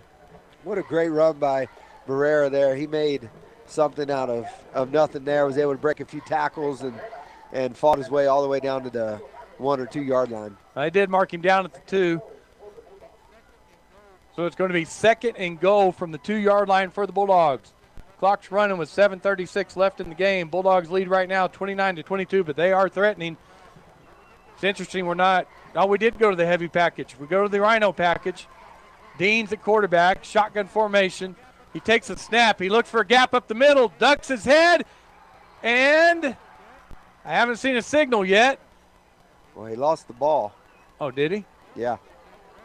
Still don't see a signal. The referees are coming running in, and they're going to talk about it. Again, no call's been made.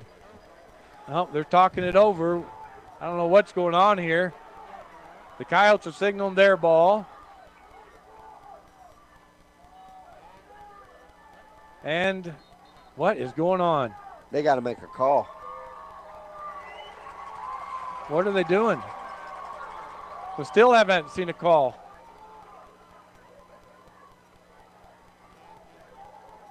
And I don't know, both head coaches are out on the field. The Bulldogs are breaking out into an offensive formation.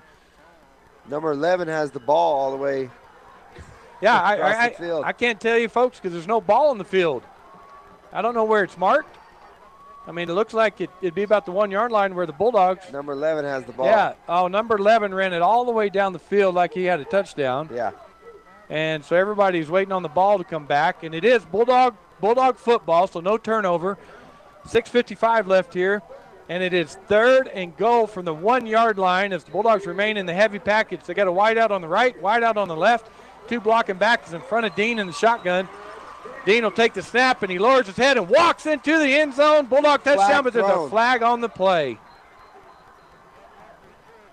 The head referee threw it. They're going to call chop block on the Bulldogs. So they must have done a high-low? Yes. So yeah, a chop block is if somebody's engaged and somebody else goes down low on them. You can't do that. So again, the Bulldogs. That's a big penalty. Bulldogs get backed up by penalty again. It was third and goal from the 1. Deans went in standing up. And now it's going to be third and goal from the 15. And there is a flag thrown right now as unsportsmanlike on the Bulldogs. So another 15. As I guess they were. Something was said there. Yeah, questioning the call, and he had had enough. So now it's going to be 3rd and goal from the 30-yard line for the Bulldogs.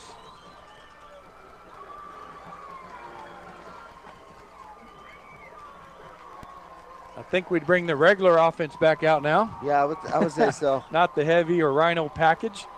It's been pretty crazy here the last 30 seconds. Coach Maupin's talking to Taylor as it is 3rd and goal. Yeah. From the 30-yard line. Ball's in the middle of the field. Standard A formation for the Bulldogs. Safeties are 20 yards deep for the Coyotes. 4-man rush. Taylor takes the snap, sits back in the pocket, rolls to his right. He's being chased. He sets up, and he tries to avoid the tag, and he does. He comes back to his left, and he's looking down the field. There's a flag on the play. He throws it deep in the end zone, and it's incomplete. But there is a flag.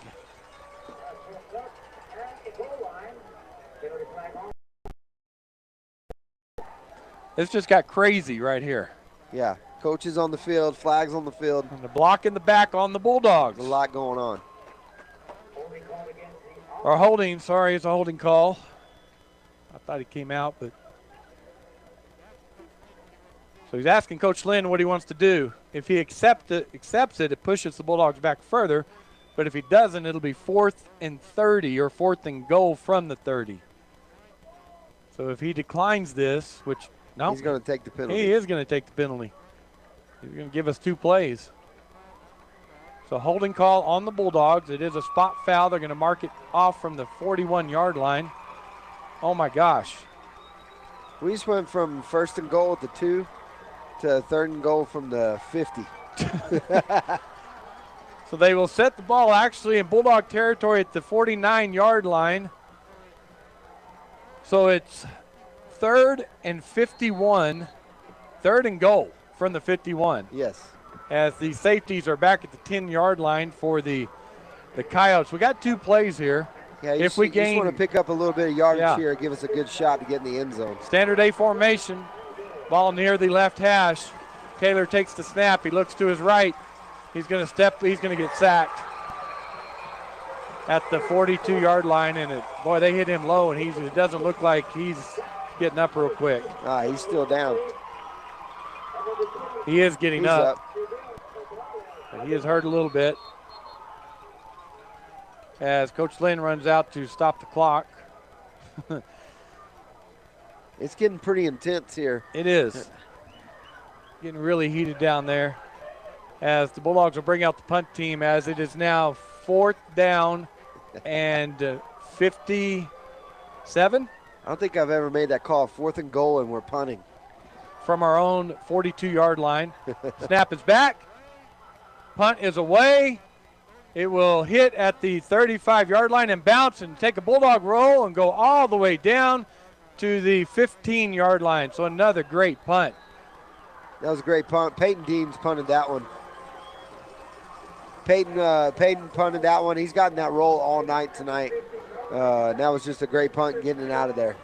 Boy, what a disastrous offensive series for the Bulldogs, actually. Yeah. So the Coyotes will take the field. Bulldogs lead 29-22 with 5:29 left here in the game. Coyotes break the huddle, and they come out in a Twins right. Tied in on the left, slot on the left. Ariel and shotgun. Sanchez to his right. Takes the snap. Fakes it up the middle. Ariel will keep it, and he's going to gain. Well, he's actually not going to gain a yard.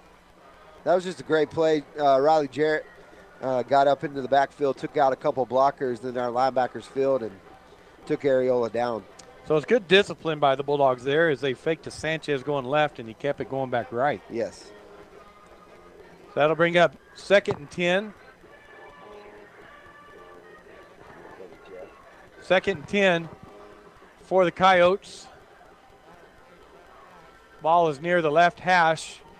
It's on the Coyote 15-yard line, and they will have trips to the right, tied into the left. Areola in shotgun. Takes a snap, fakes it to, actually hands it to Sanchez, and he's going to gain 3 yards up the middle. Let's go down to Jeff. And Jeff, it seems like it's getting pretty chippy down there. Guys, it's easy to tell. The toughest spot in the stadium tonight is in the official spot. These guys are going back and forth. Tough job these guys got, so I don't envy that at all. But I think the boys are doing the best they can. They're playing hard, but it's a tough game. All right, they line up quickly. They try to draw the Bulldogs off sides as it's 3rd and 6, and they will run a sweep to the right. And the Bulldogs were there, but they're unable to make the tackle, and Estrada goes and picks up the first down for the Coyotes. Yeah, we did a good job there. Pondo did a good job on the outside. We were just unable to make the tackle. And Estrada, again, was quick and got out of there in that little hole and was able to pick up the first down. 1st and 10 from the Coyote 34-yard line. They line up in a Twins left. They quickly hand it off to Sanchez coming on the right side, and he goes up the middle and he dives forward for a pickup of 5 yards. 3:51 left in the game. Coyotes are lining up quickly. Bulldogs lead 29-22. Coyotes line up. The ball's marked at the Coyote 40-yard line. It is 1st and 4, or 2nd and 4 for the Coyotes. Quickly to Areola. He keeps it. He goes left up the middle, and the Bulldogs are there, and they're going to keep him from getting the first down by a yard. Yeah, Riley Jarrett and Donaghy were able to stand him up and get him on the ground, keep him from getting the first. So it's 3rd and 1 at the Coyote 43-yard line. 3 seconds. They line up in there. Well, they got, I don't know what they're doing. All right, so 2 tight ends, 2 slots. They got a wide out here on the right. Areola under center, motion to his right. He hands off Sanchez up the middle and stopped, hit in the middle and stood up and marked short of the first down. Yeah, Seth Johnson just filled that hole and stood Sanchez up in the hole. And they're going to give him the first. Okay, I was watching the far sideline judge, and he had him a yard short. The near one closest to us had him right at the yard marker, so it is a first down. Sorry about that, folks.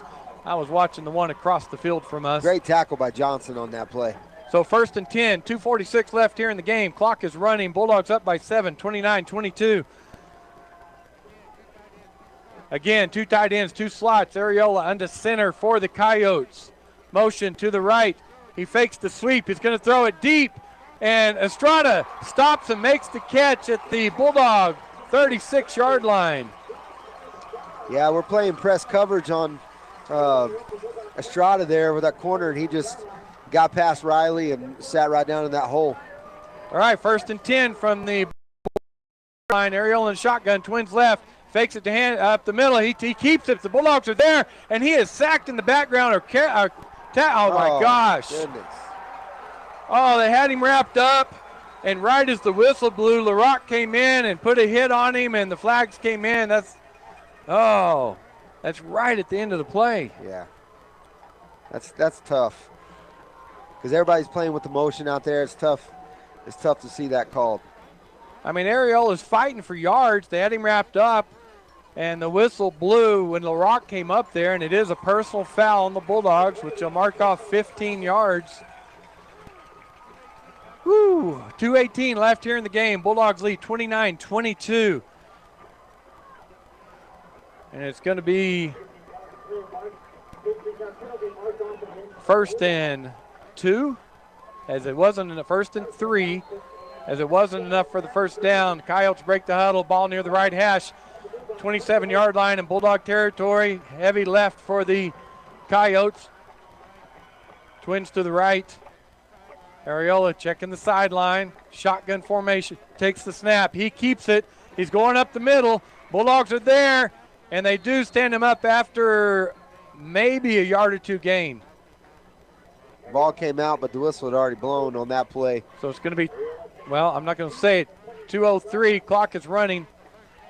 And it is a first down for the Coyotes at the Bulldog 26-yard line. Again, good job by our defense there on making a stop on the quarterback there. Coyotes, right hash, tight end on the right, slot on the right, Twins on the left. Areola in shotgun, 1:58 left in the game. Clock is running. Bulldogs up by 7. Snap. Give it to Sanchez up the middle, and the Bulldogs tackle him after about 4 yards a gain. Yeah, I think eventually our defense is going to force them to have to take a shot to the end zone. This is going to come down to the wire here tonight. Clock is running, 1:38 left in the game. They line up quickly. Twins to the left. Tight end slot to the right. Shotgun formation. Ariola, quick snap. He's looking to the left. Over the middle. He throws it, and it's high. And they're going to throw the flag like 5 seconds late. That was uncatchable. That was about 15 yards over the receiver's head, hitting the back of the end zone, and we're going to get a pass interference. Yeah, usually that's called incidental contact as well. Their feet tangled up.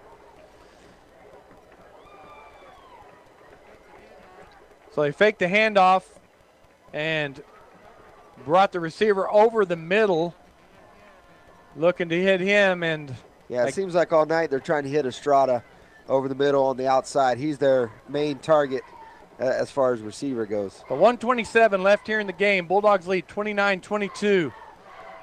As they haven't marked off the yardage yet, so it will be a first down. And it goes all the way down to the Bulldog 12-yard line. So 1st and 10 for the Coyotes from the Bulldog 12-yard line. Ball on the right hash.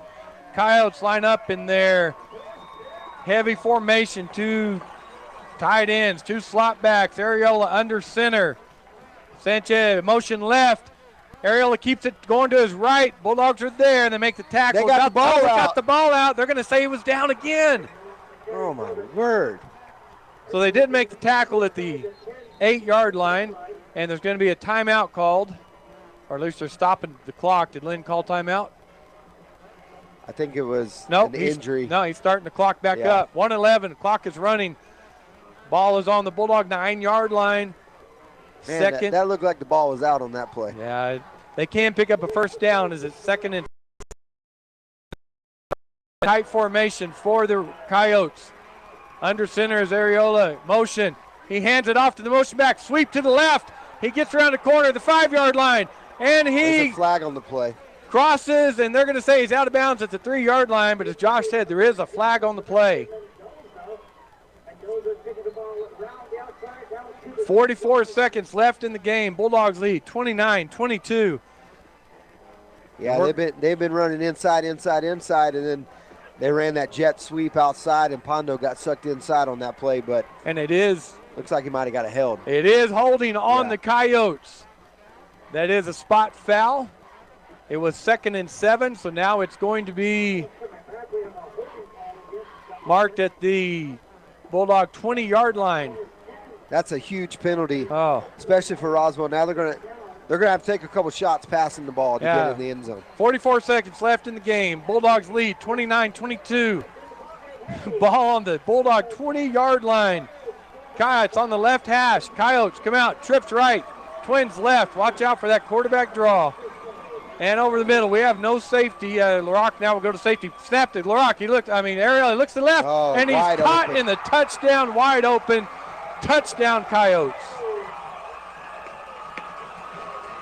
Yeah, it looks like we had a little confusion there in our coverage. Weston was a linebacker, and he was on Estrada, and Estrada just ran right past him into the end zone. So let's see if Coach Lynn goes for the win, goes for 2. As that makes the score, Bulldogs 29, Coyotes 28, and it looks like he's going to huddle it up and possibly go for 2 on this. He's going for the win. All right, folks, 2.5 yards. Coyotes line up in an unbalanced left with a slot to the right. Well, actually, heavy formation, and the Bulldogs are going to call timeout. Yep. All right, we're going to take a break, and we'll be right back after this message for the 40 seconds left in this great matchup. Did you know Artesia Ford has been open for 50 years and owned by the same people for every day they've been open? I'd say same people? So the person I bought my truck from might have sold my grandfather his trucks? I bet they did. That's a family tradition I could be proud of. Artesia Ford, open for 50 years and counting. Visit Artesia Ford at 307 North 1st Street in Artesia to be a part of a family tradition you can count on for the next 50 years. Welcome back, Bulldog fans. We got a barn burner going on here at the Wool Bowl in Roswell, New Mexico, as the Artesia Bulldogs and the Roswell Coyotes just trading punches here. Bulldogs lead 29-28 with 40 seconds left in the game. The Coyotes just scored, and it looks like they're going to go for 2 to try to go up by 1, 30-29. That reminds me a couple years ago when we went for 2 against Roswell, and we were unable to get it. All right, here we go. The Coyotes do come out in their offense. They got a tight end to the left, slot to the left, split out to the right, tight end on the right, shotgun formation. Ariola takes a snap. He rolls to his right, and he is in for the 2. Coyotes go up 30-29 with 40 seconds left in the game. We're going to take a break, and we'll be back after this message for the kickoff. When that problem arises, one call to Crouch Plumbing and Heating is all it takes. Crouch's plumbers and technicians are highly trained. No problem is too big or too small for Crouch. Whether you need a water heater replaced, a gas line run, a leaky faucet repaired, or your heater or AC serviced, Crouch can do it all. Your problem is their problem, till it's no longer a problem. Call on Crouch for timely response, quality workmanship at a fair price. Servicing Carl.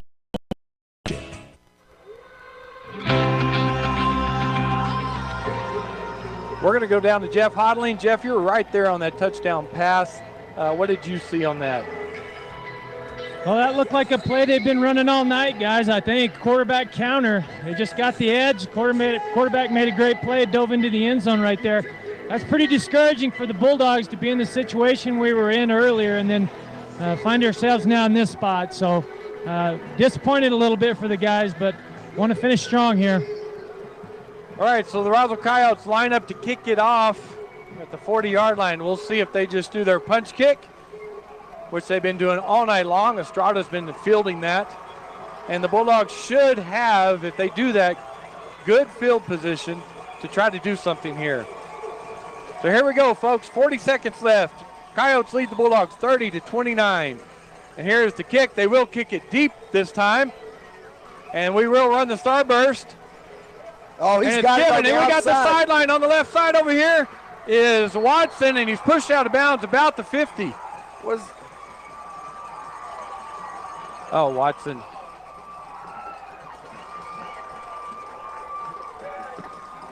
So it will be Bulldog ball with 33 seconds left, trailing the Coyotes by 1 at the Coyote 40. I'm waiting for him to put the ball down. Wow, there was a lot going on there after the play. Yeah, Watson got tackled into the bench of the Roswell Coyotes, and there was a lot going on down there both ways. Yeah, both ways.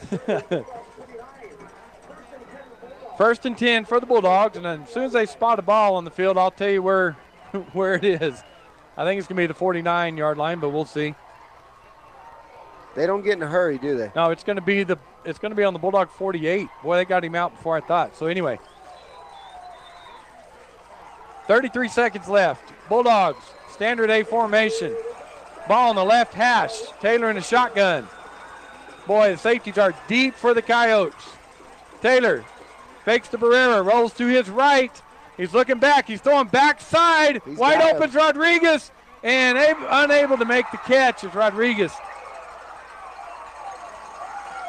He had him deep there, maybe just a little under, but it was a good play, good try, good throw. Yeah, that's that throwback that we see Artesia run. It's that deep post from the backside. Rodriguez had about 3 steps on his defender, but it was underthrown, as you said. So I'll say one thing to look at there, Jake Barrera was also came out, and he was wide open. Screen pass or something like that, just coming out of the backfield. Because everybody's so deep, it's going to be hard to throw it deep on him. 24 seconds left here in the game. Bulldogs trail by 1, 30-29. 2nd and 10 from the Bulldog 48-yard line. Ball on the left hash. Standard A formation for the Bulldogs. Goodness. Illegal procedure on the Bulldogs.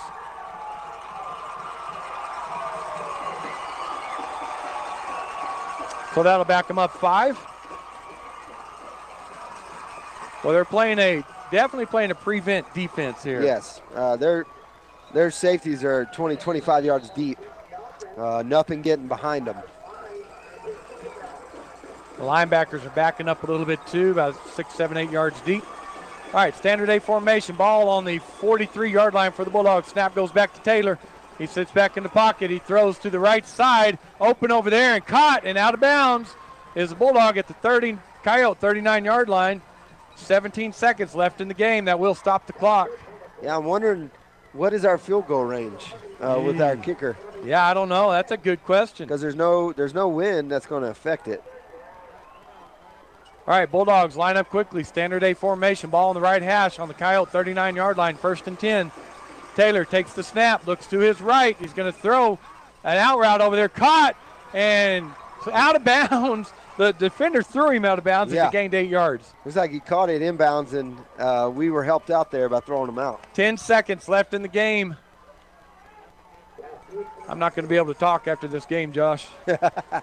This is an exciting game. Yeah, 2nd and 2 from the Coyote 31-yard line. Taylor gets the play from Maupin as he goes into the huddle. Standard A formation, ball on the right hash. Shotgun formation for the Bulldogs. Snap is back. Taylor looking, throws quickly over the middle. And he fumbles. He pitched the ball, and the clock keeps on running, and it stops with 1 second left, and it looks like the Coyotes may have recovered the fumble. Was he trying to pitch that back? No. I think he was trying to get on the ground there, and we could have set up a field goal. Was that Greathouse coming across there? That was Lopez. It was Lopez. He caught it across the middle, and he was down to the 15-yard line and got hit, and the ball came out. And it's going to be Coyote ball with 1 second left as the Coyotes lead 30-29. The Bulldogs call timeout. And we're going to take another break on this timeout. We'll be back with 1 second left right after this. Dean's Inc. of Artesia provides a superior choice for all your electrification, communication, and supply needs with a vision to be the premier industrial electrical service provider in New Mexico and West Texas, providing unparalleled quality in supplies and service with highly skilled and conscious personnel. We pledge to our customers to exhibit the utmost in integrity and reputation while providing superior quality in all we do. Dean's Inc., located at 409 Commerce Road or online at deansinc.com. Welcome back, Bulldog fans. We got 1.1 second on the clock in this district matchup. The Roswell Coyotes lead the Artesia Bulldogs 30-29 as they scored a touchdown, went for the 2 points to go ahead and got it. And the Bulldogs drove down and just fumbled the ball. So the Coyotes are just lining up in the victory formation. Ariola's going to take the snap. He'll kneel it down. And that's the game as the Roswell Coyotes defeat the Artesia Bulldogs tonight, 30-29. Wow. Back and forth at the end of the game there. We're going to get the Guy Chevy post-game show going, and we'll be back with the wrap-up in just a minute. Guy Chevrolet Company in Artesia is your one-stop for all your automotive needs. From GM certified service and parts, body and paint repairs, to a great lineup of new Chevrolet, Buick, and GMC models, along with our hand-picked selection of new-to-you cars, trucks, and SUVs, we've got you covered. We invite you to come see us today for excellent customer service and the hassle-free buying experience you deserve. You'll find us right here on the corner of 1st and Main in Artesia, where we've sat proudly for almost 97 years, or at GuyChevy.com. This is Renee. Happy to be here. She's not some influencer. She's more of a groundbreaker, turning her 4-acre lot into a little slice of heaven behind the wheel of a John Deere 1 Series tractor. Renee runs with us because the most important job is the next one. That's all I got. Nothing runs like a Deere. Hear Renee's story at Deere.com. Stop by Pecos Valley Equipment in Artesia and Roswell, or visit us online at pecosvalleyequipment.com. Faith Baptist Church, like the Artesia Bulldogs, believes in having a winning attitude. We cannot be defeated because God is for us. While we hold strong to the Bible and its teachings, we recognize that we have a biblical mandate to reach people with the gospel of Jesus Christ. At Faith Baptist Church, they help take people from where they are to where God wants them to be. Join them at 10:30 a.m. Sunday mornings as we strive to fulfill our purpose for God. And to all the hardworking and outstanding Artesia Bulldog athletes, thank you for going above and beyond and for proving that character counts. H&R Block of Artesia is proud to be a member of the community and a sponsor of Artesia Bulldog Sports. At H&R Block, tax time is all the time. They offer year-round assistance for personal or business needs. From simple tax questions to bookkeeping, payroll services, and more. You can trust the team at H&R Block to be there when you need them most. Stop by 502 West Texas Suite A in Artesia or call 746-3456 to schedule an appointment. H&R Block, proud to support Bulldog Sports. Se habla español. Artesia General Hospital is proud to be the only radiology department in Southeast New Mexico accredited by the American College of Radiology for CT, MRI, mammography, nuclear medicine, and ultrasound. This means our radiology services are among the safest and most effective services available. We are also the only facility within 150 miles to receive a lung cancer screening center designation. Artesia General Hospital offers comprehensive diagnostic imaging services in both Artesia and Carlsbad. Learn more at artesiageneral.com/radiology. You've changed thousands of diapers, cut off hundreds of crusts, played hours of peekaboo and duck, duck, goose. But you'd do anything for your kids. That's why it's important to protect them with life insurance from State Farm. State Farm agent Sandy Stockton will help make it easy and affordable to help you protect your family, no matter what the future holds. Because for the people you'd do anything for, life insurance could mean everything. Call State Farm agent Sandy Stockton in Artesia today. Like a good neighbor, State Farm is there. For over 77 years, you've counted on Forest Tire Company. Forest Tire knows that just being there for you is what matters most. That's why Michelin packs more innovation inside its tires to maximize performance without sacrificing capabilities, so you can continue to go the extra mile to be there for the ones who matter most. Be it your car, truck, RV, or semi, trust your tires to the folks who know more about tires than anyone else. Forest Tire, keeping you rolling since 1944. Welcome back, Bulldog fans. We're going to go down to Jeff for a sideline report and get his take on the game. What a game, guys. What an interesting turn of events there in the fourth quarter, right? After halftime, Bulldogs came out and played fantastic third quarter, and then the fourth quarter is an anomaly. I'm still pondering. I think there's going to be a lot of heartbreak and heartburn tonight over here with the Bulldogs.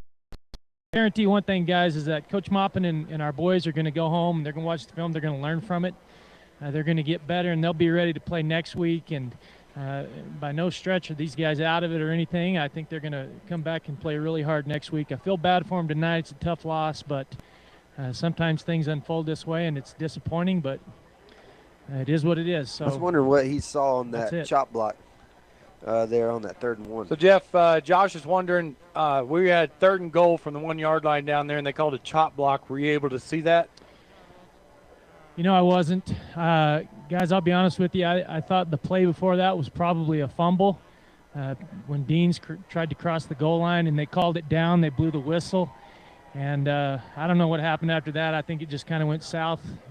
Combination of things for the officials really had a tough job tonight. So hard to see that chop block, but, you know, craziest thing there, going from right down on the 2-yard line to 4th and 50 from the 50-yard line. I haven't figured it out yet. All right, as always, Jeff, thanks for what you bring to the game, wandering the sideline down there, and your take on everything. Thanks, guys. Good job tonight. All right, folks, so, Josh, we come into the Wool Bowl tonight.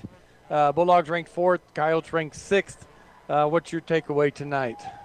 Yeah, I think for us it's a tough loss, but hopefully we will get better, and we'll play well next week against Goddard. I think for Roswell it's going to be a big momentum for them, especially winning their district opener. But like Jeff said, Coach Maupin will get us ready for next week, and we'll be ready to play back at the Bulldog Bowl. Well, sometimes you play a game and that team lines up and they're better than you are, and they beat you.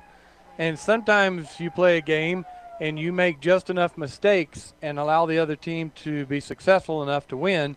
And I feel like that's the latter tonight for the Bulldogs. We had them 3rd. We had it 3rd and 1. And we score that. We go up by 2 with about 6 minutes left in the game. It's much, much more difficult, I think, for the Coyotes to go down and win. Yeah, we scored that touchdown there, and I think I think we win the game. It would be just hard for Roswell to come back from that deficit. But yeah, like you said, that's tough. That's a tough loss when you know that you probably should have won the game. Yeah, so you go into film, you learn from those mistakes, and you get better, and that's what the Bulldogs will do. All right, folks, that's going to be our production tonight as the Roswell Coyotes do defeat the Artesia Bulldogs 30-29 to begin district play in 4A here in southeast New Mexico.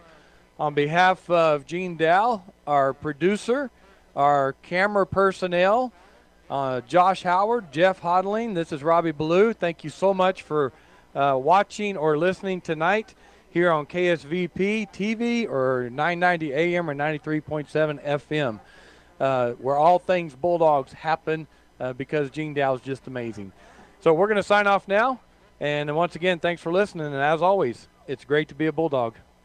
That concludes this broadcast of Bulldog Sports on KSVP AM and FM and at KSVPTV.com. Bulldog Sports on KSVP AM and FM and KSVPTV.com is presented by Eastern New Mexico University Roswell, Artesia Animal Clinic, Artesia Ford Sales, J.S. Ward & Son Insurance, La Fonda, Sandy Stockton and State Farm of Artesia, Smile Expressions, Artesia Family Healthcare and Presbyterian Medical Services, Artesia General Hospital, Roswell Seed, Guy Chevrolet, KFC of Artesia, Moppin and Brown Dentistry, Pop's Diner, Forest Tire, Western Bank of Artesia, Artesia Credit Union, Pecos Valley Equipment, Oasis Computers, Eastern New Mexico University, Catalyst Church, Brandon Williams and Farm Bureau Insurance, Cisco Equipment, Artesia Plumbing and Heating, TMJ Auto, New Hope Baptist Church, H&R Block of Artesia, Castle Rentals, Kane Electric, Frost Mortgage, Incredible Printing, Bobcat Auto, and Tate Branch of Artesia. Thanks for joining us for this presentation of Bulldog Sports on KSVP AM and FM. We now return you to your regular scheduled programming. Until confusion, because those that